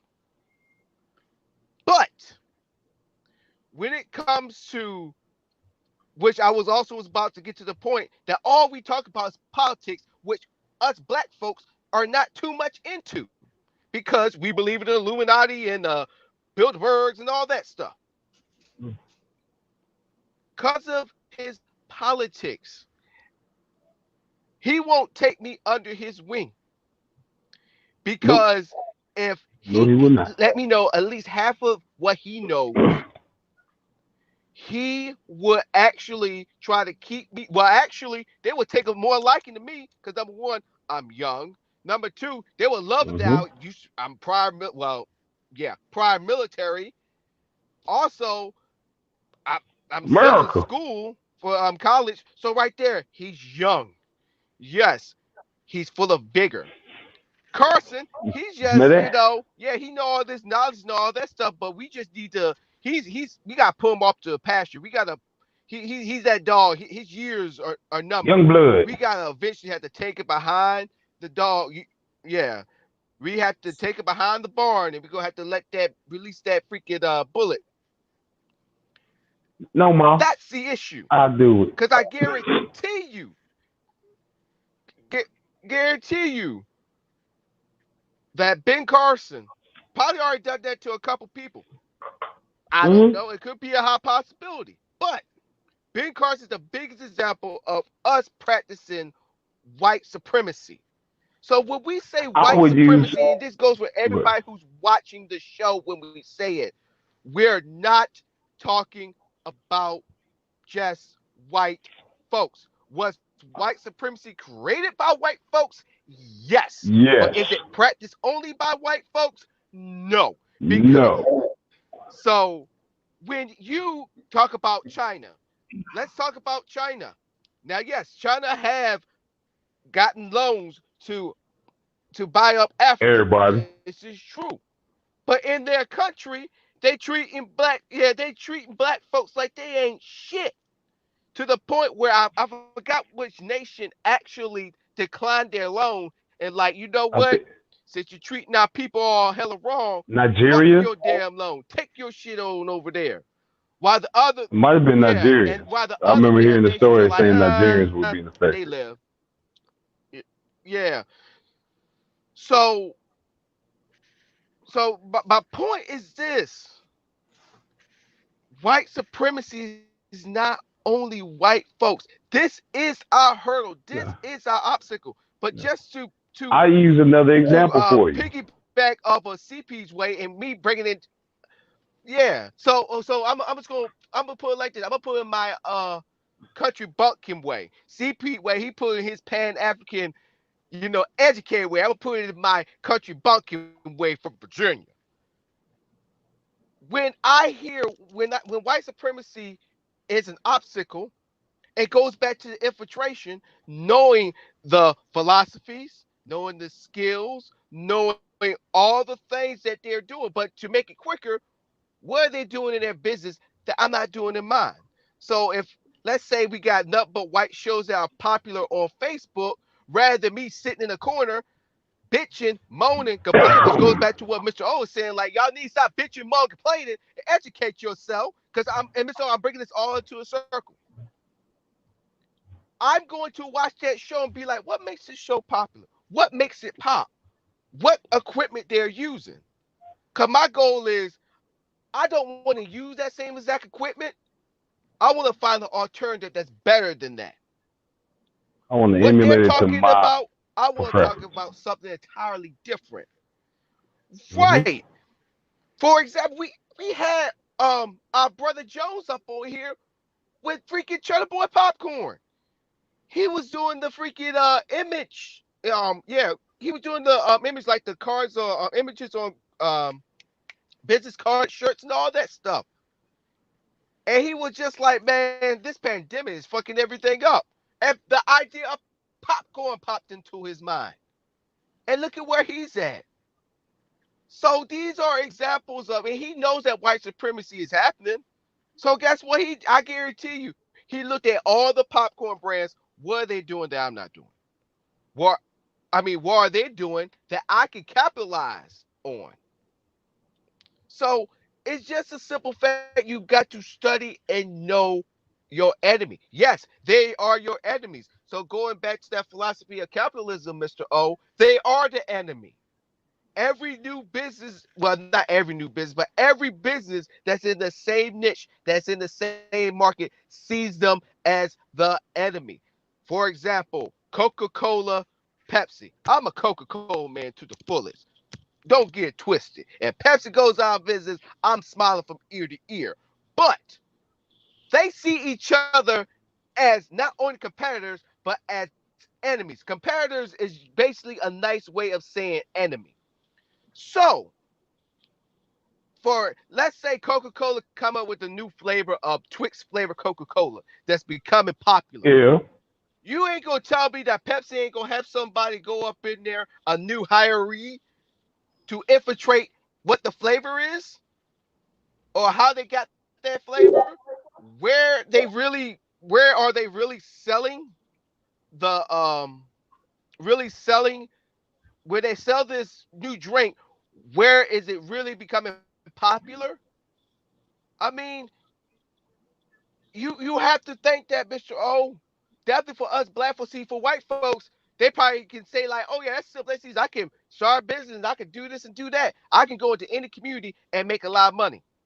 But us black folks, it's a freaking hassle. We don't even get business loans. We get micro business loans. That's one thing that a lot of black people want to bash President Obama about. President Obama was trying to push for us to get actual business loans. But thanks to a Republican ran Congress, they stopped them every which way. That's why we still get micro loans. But be sure, go ahead and chime in. First and foremost, I'm a connoisseur and consumer of copious amounts of chronic and Twix flavor. Can you hear me? Can you hear me now? Yes, I'm hearing you. Okay. Yes. First off, I am a consumer and a connoisseur of copious amounts of chronic. Yeah, I can hear y'all. Twix flavored drinks, that's nasty. I won't put that out there. Nasty. I smoke a lot of weed, and that's nasty as hell. But the point I'm making is, when we speak about that white supremacy and how it's adapted and assimilated within the cultures, I'll speak about it from a music standpoint. My artist that I was surprised about was the artist Waka Flocka. Anybody that knows his music is very like urban, drug related. It's all, the Brick Squad, I go hard in the motherfucking paint, to that type of music. But I read an article and seen an interview about him, and this man is highly intelligent and very conscious and woke. Like, he reads a lot of the material that we speak on, and we ourselves Read. So to see that side of him, and then to see the public perception, it befuddles the brain almost. But as he explained it, it's a hustle. As the musicians do it, we hustle that stereotype and that perceptive image that we know the people with the money who happen to be white view us as.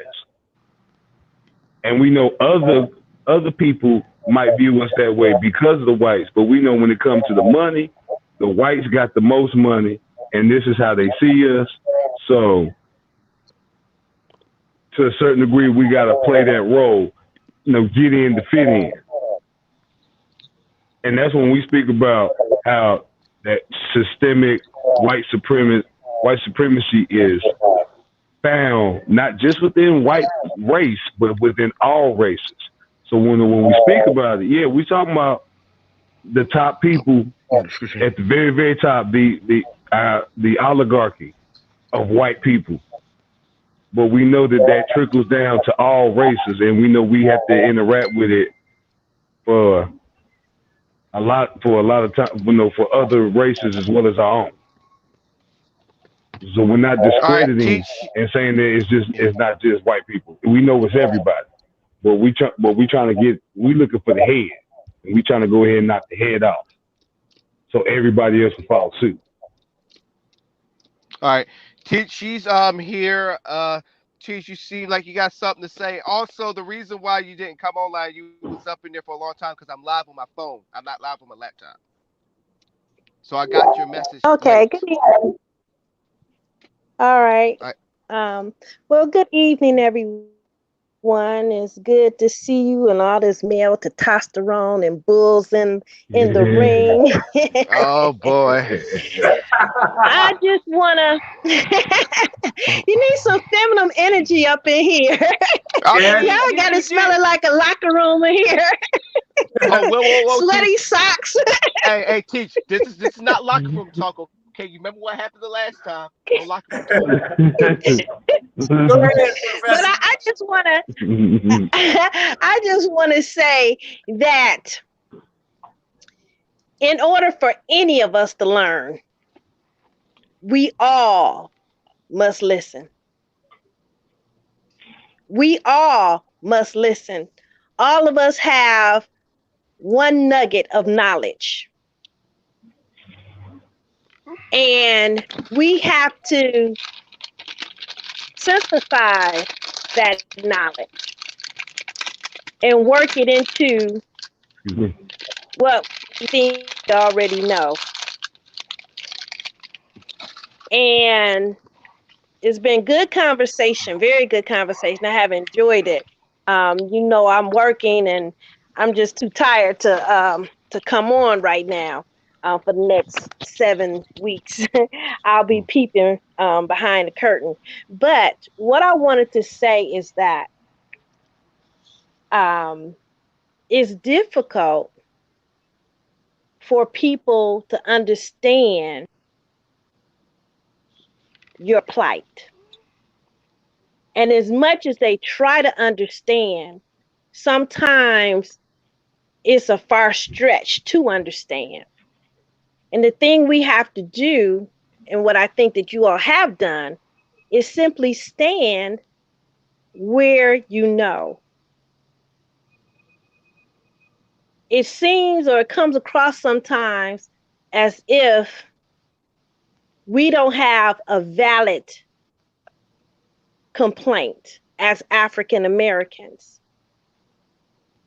And that is an insult, and it minimizes the African American experience. And as I have said many times, it is the African American that pushes the envelope of diversity. It is our cries that make change happen. If we did not cry, we would not have the advancements that we have in the United States of America today. It is our cries that liberate us. It is our cries that give us the energy to take us into action. And we must remember, and I piggyback off of what Beast Johnson said, that the challenges in the United States for the African Americans is the epicenter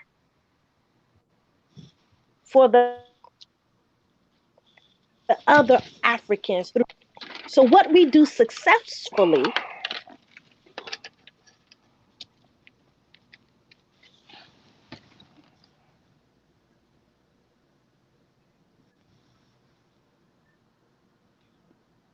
Teach, hello. Oh, we I think lost she, it. Come on, think keep she's Uh not come with saying. oh. it. Come with it, Professor Anita. So I think I my think answer at might the end be of her point of what she was saying is, to turn off the point I made earlier, but what we we've all seen must that what teacher here. remember. oh she's back. There You you go. back? Yeah, I, Yeah, Yeah. you I'm faded here. out for a moment. Yeah, Go we, ahead, we thought Oh, the Professor. FBI got you. but we must remember in unity, there is nonconformity. We do not all have to think the same thing in order Hmm. to be unified, but we Great. can rally around a cause and we can respect our differences. And that's where our power is. Because if, in fact, we try to force everyone to think the way we do, then we have not recognized that we are still sick from that poison of imperialism. We have to allow the next person to have their opinion. We all are growing, we all are learning, and we're asserting. Yeah. So, Yeah. Yeah. I'm sorry, Teach. Go ahead. yeah, so I just want us to be respectful of one another on this show. We all have brilliant opinions coming from our several fields. But let us, because we are public, let the public see us in that melodic harmony, all the different instruments coming together in harmony. And I think that is the perfect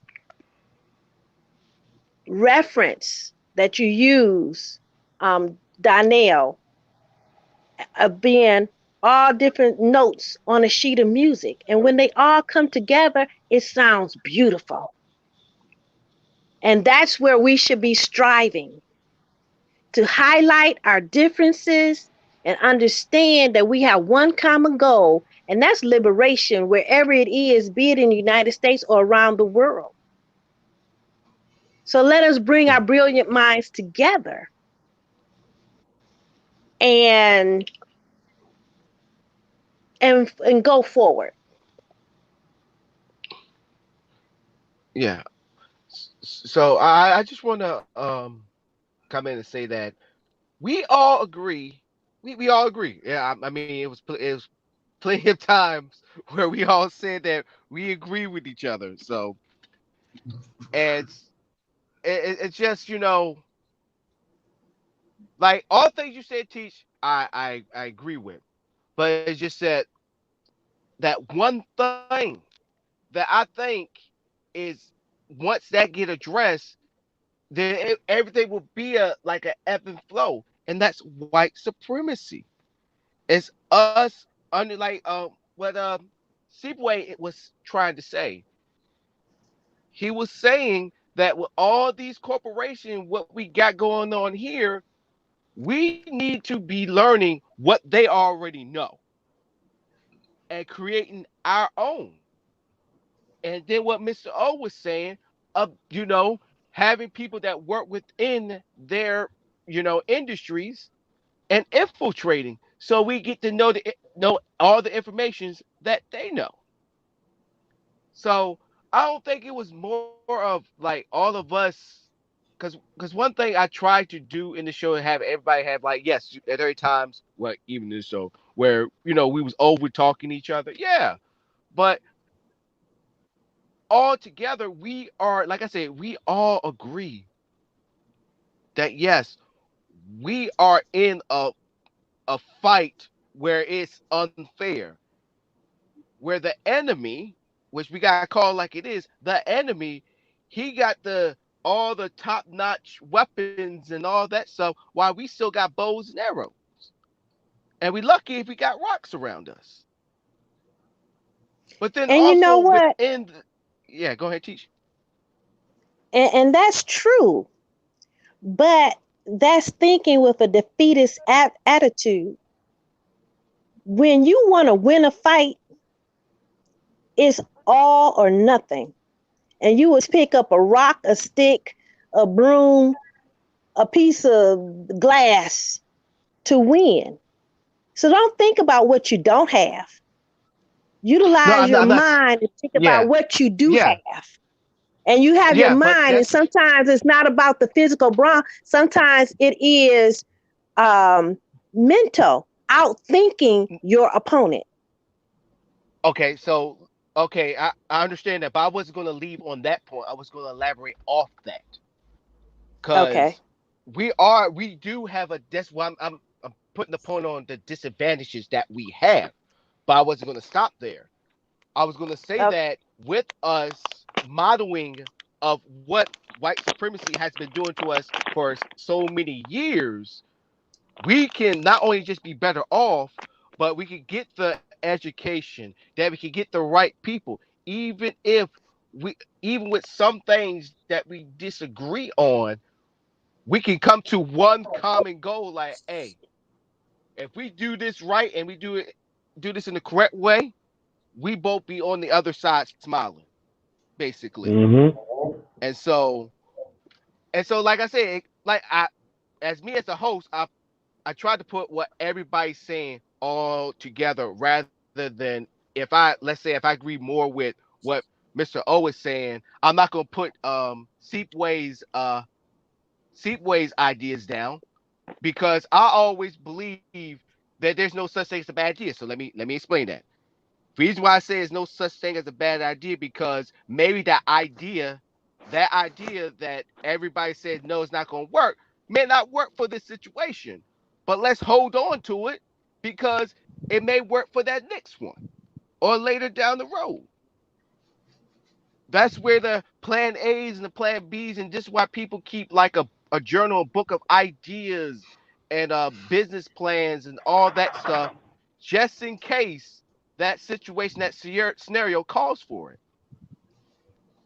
So we all are saying the same exact thing, but I just believe it's just that one thing that's just messing it up, and that is white supremacy.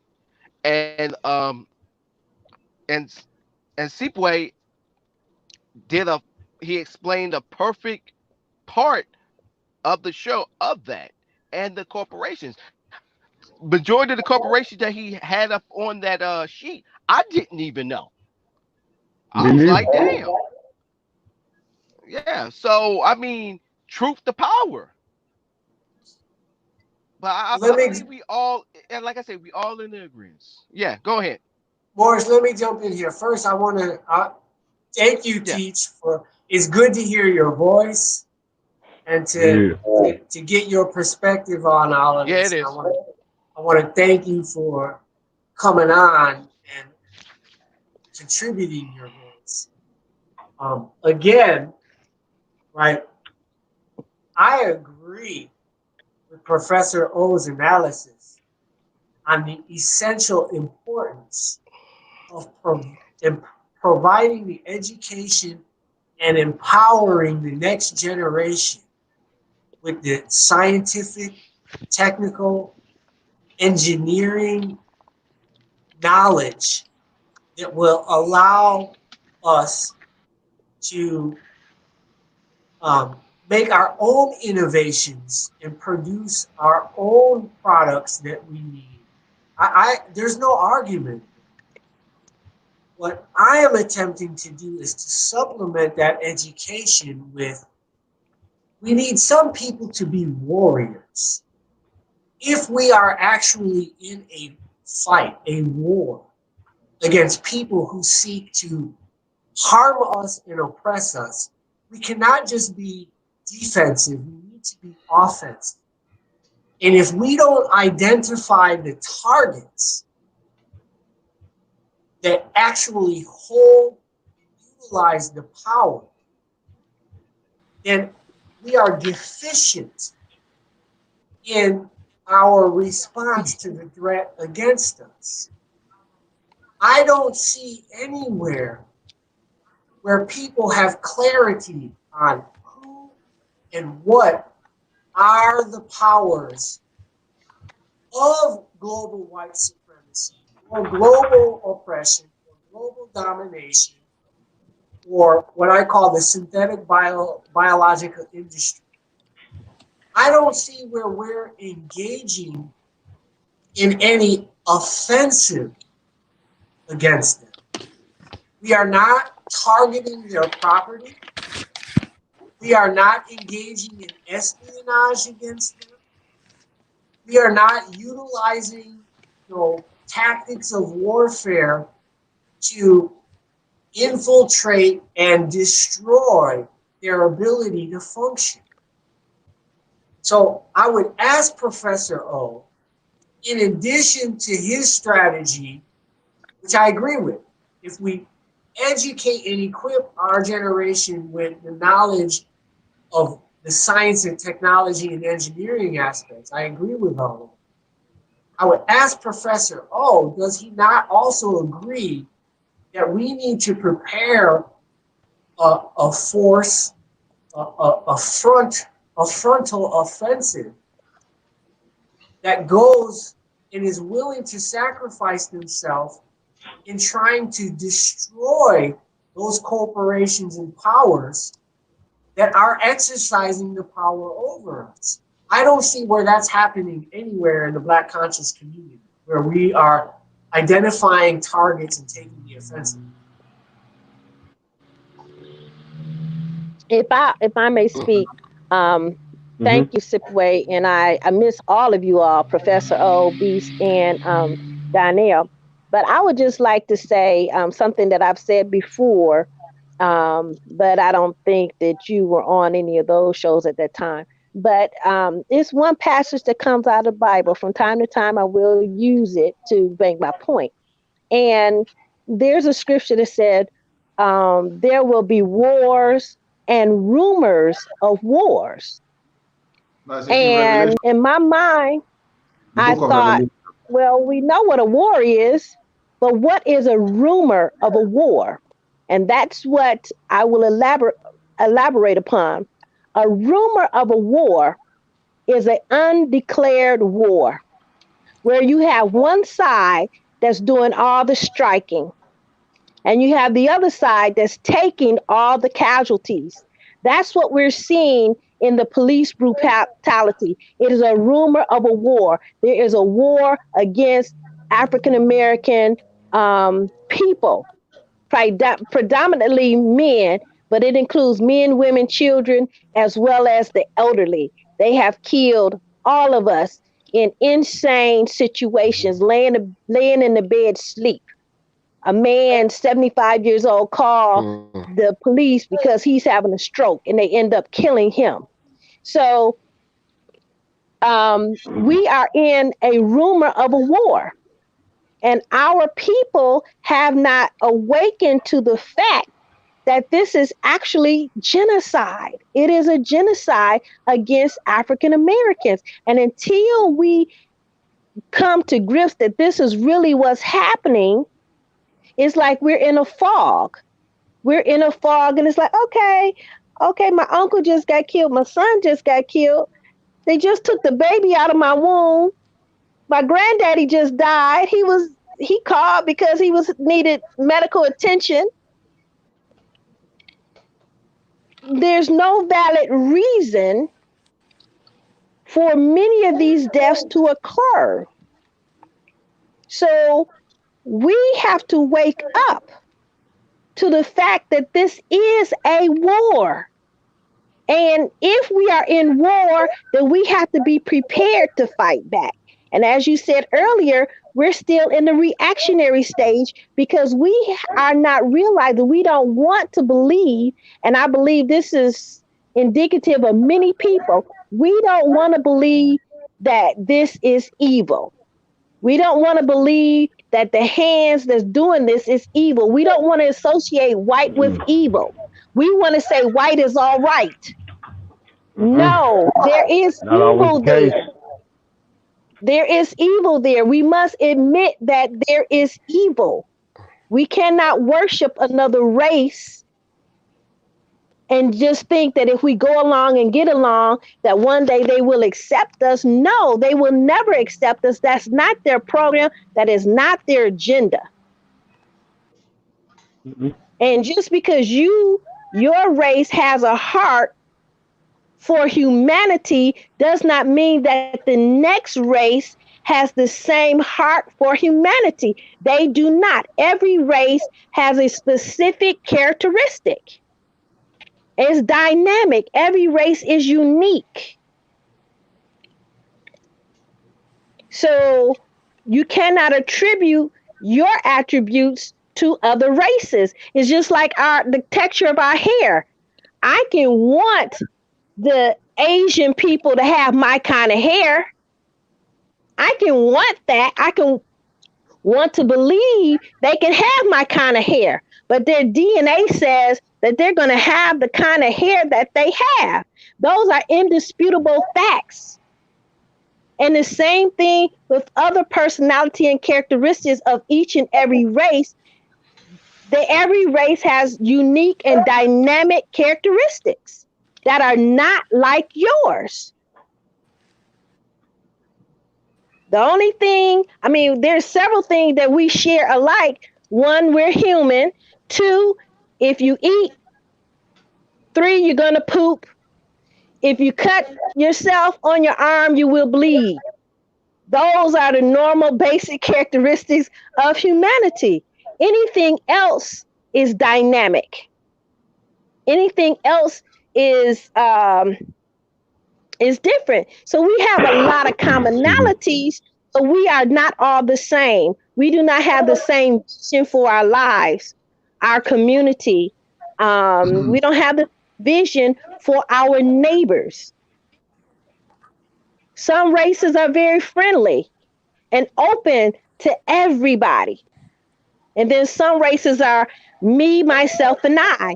I live for myself. I work for myself. I die for myself. I care not what my neighbor is doing. I only care about my neighbor if my neighbor wants to come into my yard. If that neighbor wants to come into my yard, I have a big problem. But I can go into everybody's yard around the world and establish myself and establish my system, and I can be worshiped worldwide because I said I was supreme. I created a God and told you that he was the God of the world, and you worship him. You forget your own culture and your own creation stories because this other race said we are the chosen ones of God. We propelled ourselves above all other humans. We give ourselves the highest accolades.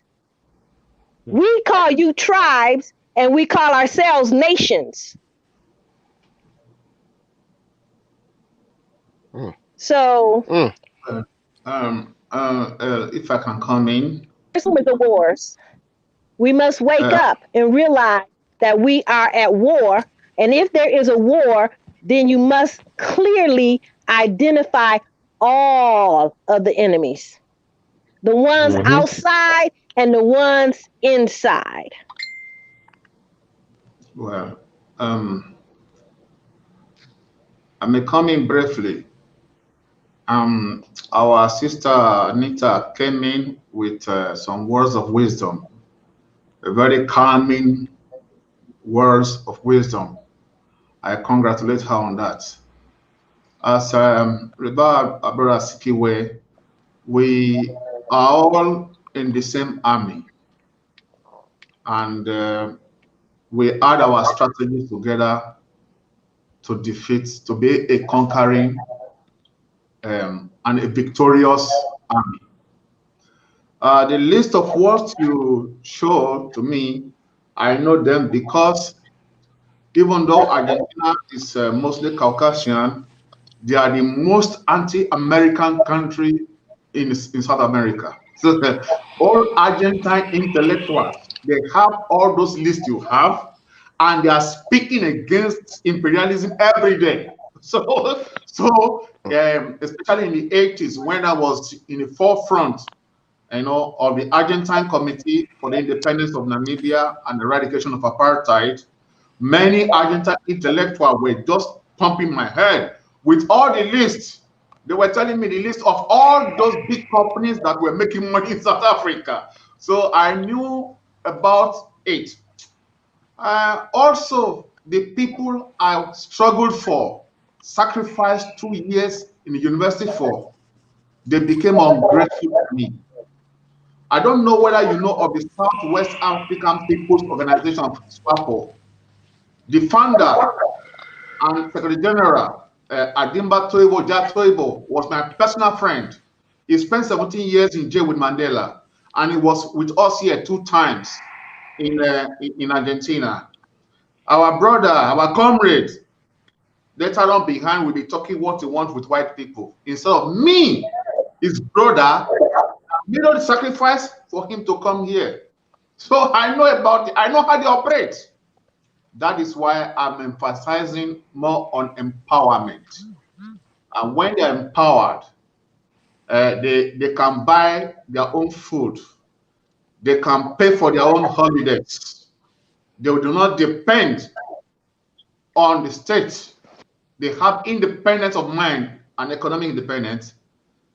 Then while they drink beer, they can talk about those powerful enemies. But we have to go through education, especially chemistry, to be able to go into the pharmaceutical companies, economy to be able to hit into Wall Street, engineering so that we can even go into the mechanical industry, the defense industries, and see how they do.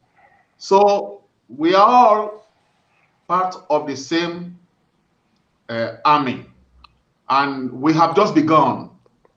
There are many battles to fight. It may Right, begin and this in the is why, United States, yeah, but and this is our why blood, we have the show. yes, you see, our battle, at times we may have to beat up our own brother who is a traitor. The battle is long. Look, I was reading document of King William the Conqueror. When he finds a coward among his soldiers, he will pluck his eyes will be plucked up, and the hands cut one by one, and also by knee, to impose discipline into his army. King John the Lion-Hearted did the same thing. That's why I say we are in the battle, but it must be a victorious battle. Here, we are not enemies of each other. We are comrades. We are brothers and sisters, of course. All right. So we have went overtime again, way overtime. Teach, thank you for coming in when you did. But I'm gonna end this, and then we're gonna lead into the final thought, and I'm gonna test Mr. O's gates. Mr. O, there has been a debate that's been going on in my neck of the woods, and I find it highly offensive. I want to hear your and anybody else can jump in too, but I just want to ask Mr. O. So when it comes to pizza, do you call it a pizza or a pie? No, it's an Italian dish, and the Italian community here, they taught us to pronounce it pizza. Okay, all right. As Anybody if else? As if it's T and S because of the double set Double Z in Italian is pronounced in English as TS. Yeah. I just want to end on a lighter note. Anybody can step in on it. Do y'all call a whole pizza just a pizza, or y'all call it a pie? If It's I a can see pizza my pie. toppings, it's a pizza. It's a. Well, I want to jump in and say, Haven in Connecticut is known for its pizza, and I'm a native of Chicago. And like all things, we as African people, we will take what is in existence and put our own spin on it. And so in Chicago, we have Chicago style deep dish yeah. pizza, not deep dish pie, but deep dish pizza. I could go for a deep dish right now. Oh my gosh. I ain't hear nothing y'all talk about it. What about you, Teach? I heard you say I heard pie. Yeah, they refer to it as pizza for short, but it's pizza pie. But Detroit has the best pizza. Chicago may have the best Ooh. deep dish pizza, but Detroit has the best pizza Uh-oh. in the United States of Mm, America. Uh-oh. mm. Uh-oh. Oh. You put it You out know there. what? You know what? That ship, which I'm about to bring this up and then we can go into a final thought. I'm gonna be out of my state. I'm gonna be actually leaving to Colorado. I'll let y'all know ahead of time if we're gonna have the show on that. So, and I want us to talk about food because it's Mr. O. It's his Monday, so I want to talk more about that. What's that? What's it called? It's give me a C. Cassava, if I Cassava. said cassava. The cassava. You yeah, you got to we got to elaborate on the different dishes up on that and all that stuff. I need to go around here to see if I can find it. So but other than that, it's time for us to step into the final thought. Teach, are you gonna have your final thought too? Teach, hello? Oh, yes, yes, I can have one. All right, cool. All right. Mr. O, take us home. Yes.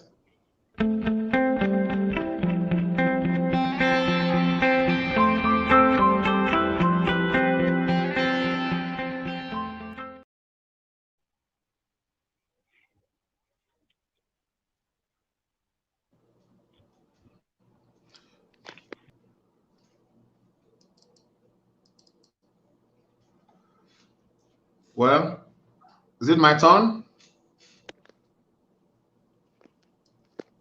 Yes. Um, Talking about game. These powerful people, they are able to dominate the world because there were some theories that were written which give them a base on how to seize opportunities. There is one called the game theory, which has different terminologies. It has to be when two people fight over one thing and the advantages and strategy with which to defeat the other. Then around this, they have terminologies: simultaneous move games, sequential move games.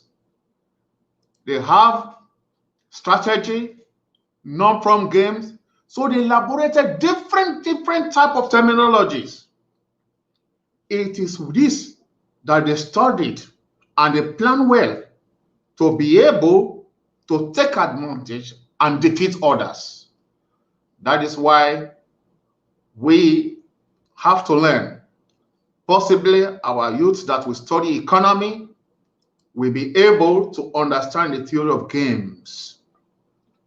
And with what we teach them about the powerful people that own the world, it will depend now on those our youth to decide to fight inside the system for us or join them. But whatever be their decision, lies their future. We, our generation, we shall surely pass information onto them. It's been a very good show. That is my closing words.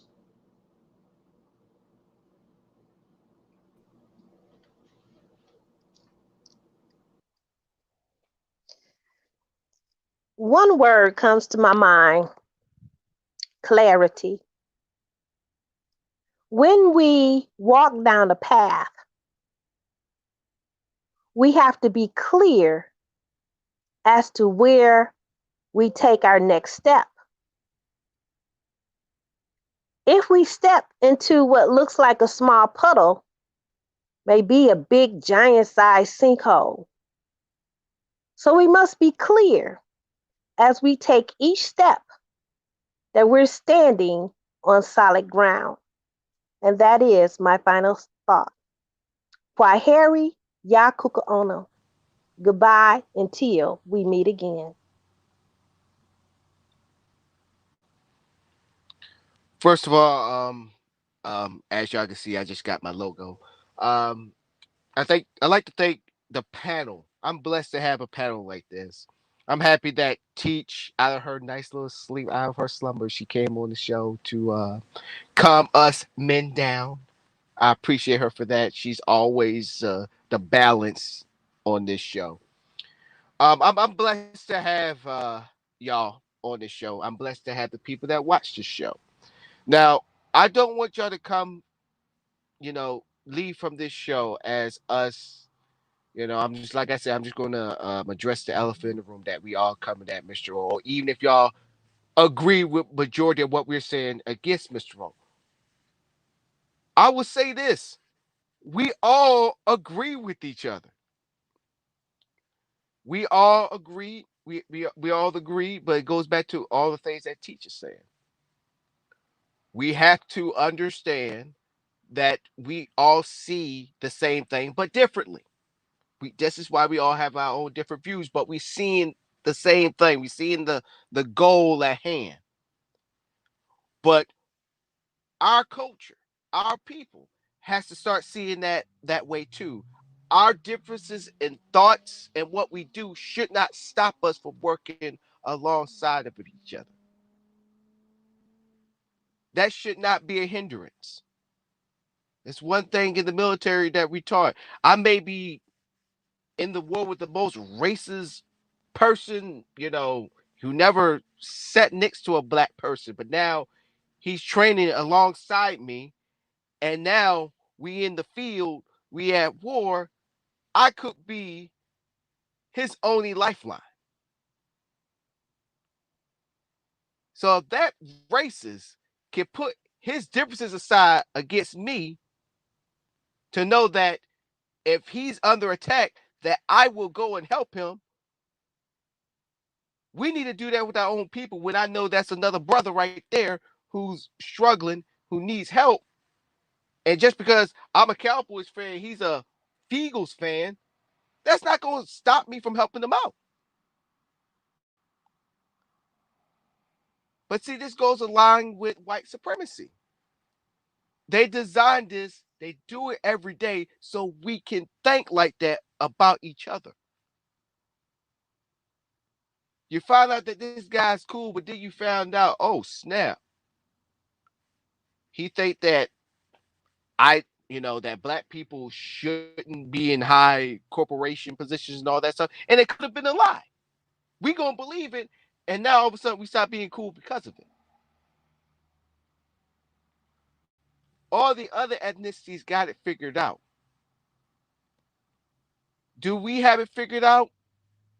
I won't say no. Reason why I say that, this show is the example.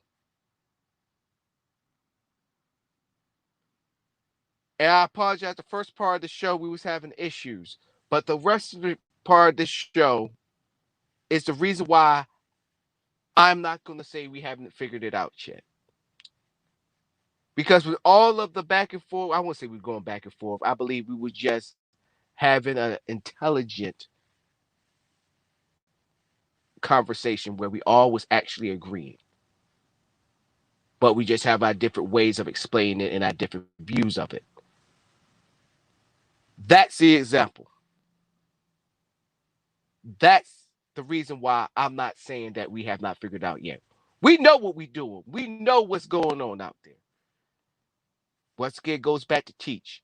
We got to sit down and figure out, okay, what's our goals? How do we infiltrate? Who's on top right now? Who do we know that's already in the inside? All these questions. And with that, I yield the floor.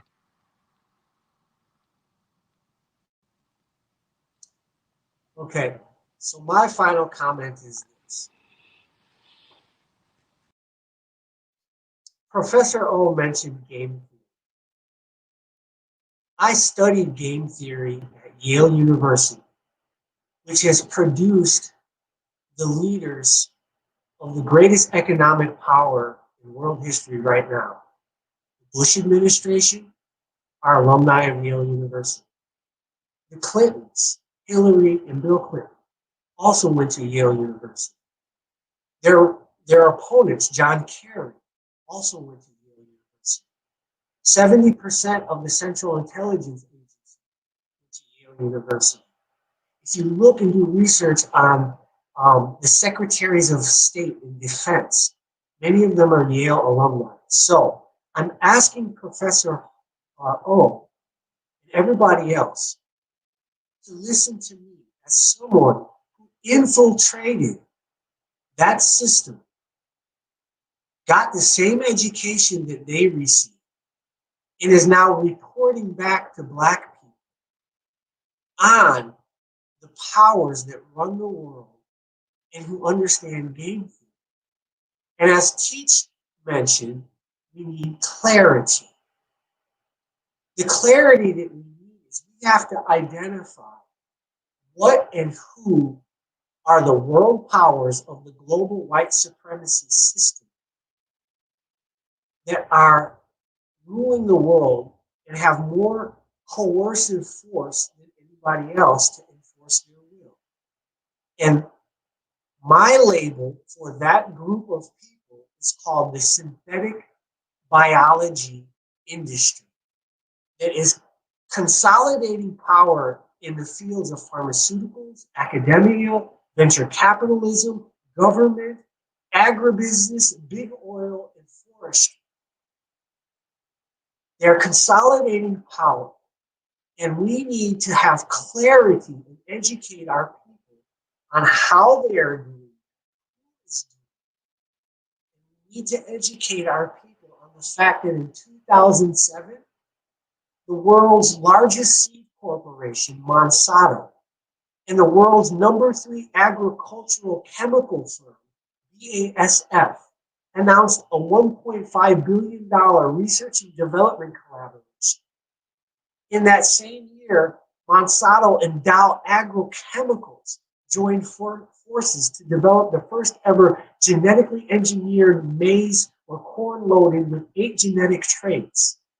The year after that, Monsanto and Syngenta agreed to call a truce on outstanding litigation related to the global corn and soybean industries. And that same year, Syngenta and DuPont announced an agreement that would combine and broaden each company's pesticides product portfolios. When we have clarity on who is controlling the global food supply, the global pharmaceutical industry, the global information technology industry, when we have clarity on who those players are and what they are doing, we can infiltrate those organizations and we can mobilize our people to not just play defense, but to go on the offense. Because if we are truly in a war in which our survival as a people are at stake, we have to be willing to accept the mandates, dictates, sacrifices, and consequence of war. And right now, we do not understand how the game is being played, and we are not mounting, coordinating, organizing, and implementing an offensive campaign against our enemies. I yield the floor.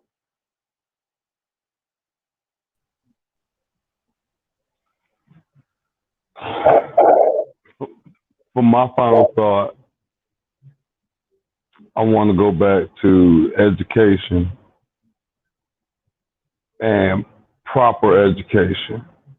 In order for us to move beyond this reactionary state that we're in, as we focus and find our clarity and take shape and hold of who our adversary is, let us remind ourselves to not just educate ourselves on ways to improve ourselves and improve our lives, but let's also educate ourselves in the means to defend our lives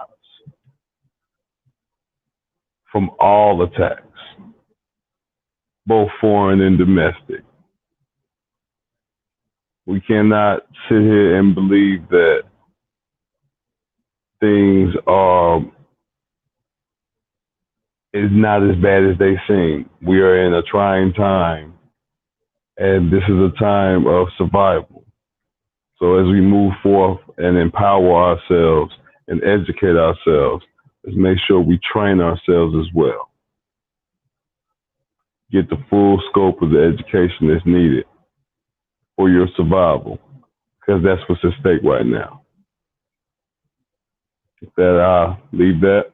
Y'all have a good one.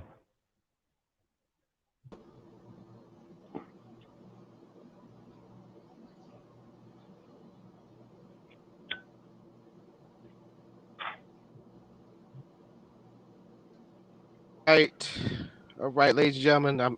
It's taking me a time to get everybody back in with this damn phone. But other than that, once again, I'd like to thank Teach for her, coming in on her busy schedule. We have forgot about you. You are always going to be one of the founding mothers of this show. Well, thank you so much. Yeah. So I had to get it right. I ain't gonna call you no fire because I know you could be like, "Excuse me," like for real. But yeah, this has been a very for me it has been a very enlightened show with the struggles I've been having. But other than that, I gotta try new things, so that I'm not always stuck on the laptop. So also, cause y'all, I think half of y'all actually use your phone. I know Teach, you use your phone. B Sharks, I know you use your I phone. do.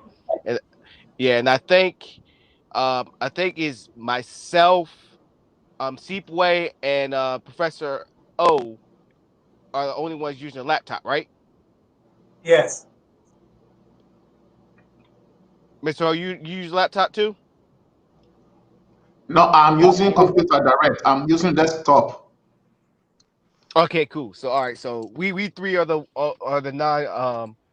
non phone users. So yeah, so I had to step outside the box. So just in case like anything where I need to obviously for next week I'm gonna be traveling. But other than that, thank y'all. The Wet Network is fastly approaching. I'm already gonna tell y'all I'm already working on content over here so I can post up on here. Teach, I need to get with you once you are, not too busy, so we can work on your content as well. Um, Seepway, we're gonna have to give you a show, man. You need a show on the Wet Network. Me and B Shots, we get with you with the later time. And But I other just than that, pitched the show for him, Battle of the Wits. oh yes, oh yeah, Hey, I'm look. This has been a great Friday evening for me. I can't think of a better place to be and having a serious discussion with my brothers and sisters. This is edutainment. We are educated, Yes. but it's also entertaining, and this is where we need to be. So I like this show. I really appreciate this platform. It's a long form where we're able to actually put out our ideas, interact, be challenged, defend, attack, do all of these things. As B said in the last show, iron sharpens, or I don't know if it was Morris or B, but one of you all said iron sharpens iron. So, that was Beast. Okay, I can't think of a better way to spend a Friday evening because I'm all about the liberation of our people on both sides of the Atlantic. So I want to thank you for this platform. I want to help build it. Yeah, and I'm happy that you are a part of it, but just think about this whole week. Just think about it. The Monday we went to Africa, thanks to Mr. O giving us that experience. Then yes, Wednesday show and this show was a continuation. I consider it as, us men having talking about sports, like, hey man, we gotta continue this some other time. And that's how I felt about with this conversation. That's how I felt. And then you had she had to come in like, oh my gosh, y'all talking, it's like us watching the NBA finals, and she's up in her room trying to sleep and all that stuff. She's coming down like, yo, what is going on? Like, shoot, you only freaking 10 minutes into like the first quarter, y'all already yelling up in here. Let me see what's going on. And she's helping us understand the game more deeper than we know. So, but other than that, thank y'all so much for everybody for tuning in. Next week is going to be a question mark, but hopefully we will have a show. But on behalf of myself, John Alabante Morris, got Mr. O, we got Beast Johnson, we got Teach, even though she came in a little bit later, but she was in, and Seepway. Thank y'all for tuning in to another great show of #FadeToBlack. And then also shout out to our sponsors. Don't forget to check out the 12 different flavors of Cheddar Boy Popcorn. Visit realcheddarboypopcorn.com. Once again, realcheddarboypopcorn.com. And I forgot to tell y'all the price, $5. $5. You can't go wrong with popcorn that is $5. I'm still working on my last bag. I'm gonna give me some more. And also, he is starting a hot dog stand. I'm definitely gonna check that out. So I'm gonna let all y'all know how it turns out. And then also, once again, shout out to McCary. He's been watching the show every time we come live. Thank you so much. For everybody else who's been watching the show, thank you for tuning in. Tell your friends, tell your mom, your sister, your side pieces, everybody about this show. It's not only just informative, we try to make it entertaining as well. You're not going to hear no gossip about sport. Well, we hear something about sports and all that stuff, but we're not the typical black media as you would see on television. This is real, from all views, from all spectrum, from all sides. But that, thank y'all for tuning in. It's been real. Thank y'all so much. Thank y'all for being on the show. Thank you. We outro. Y'all be easy. Catch y'all later. Hey, remember, we got a disease out there. Take care of yourselves. Have a weekend. Okay, see you Monday.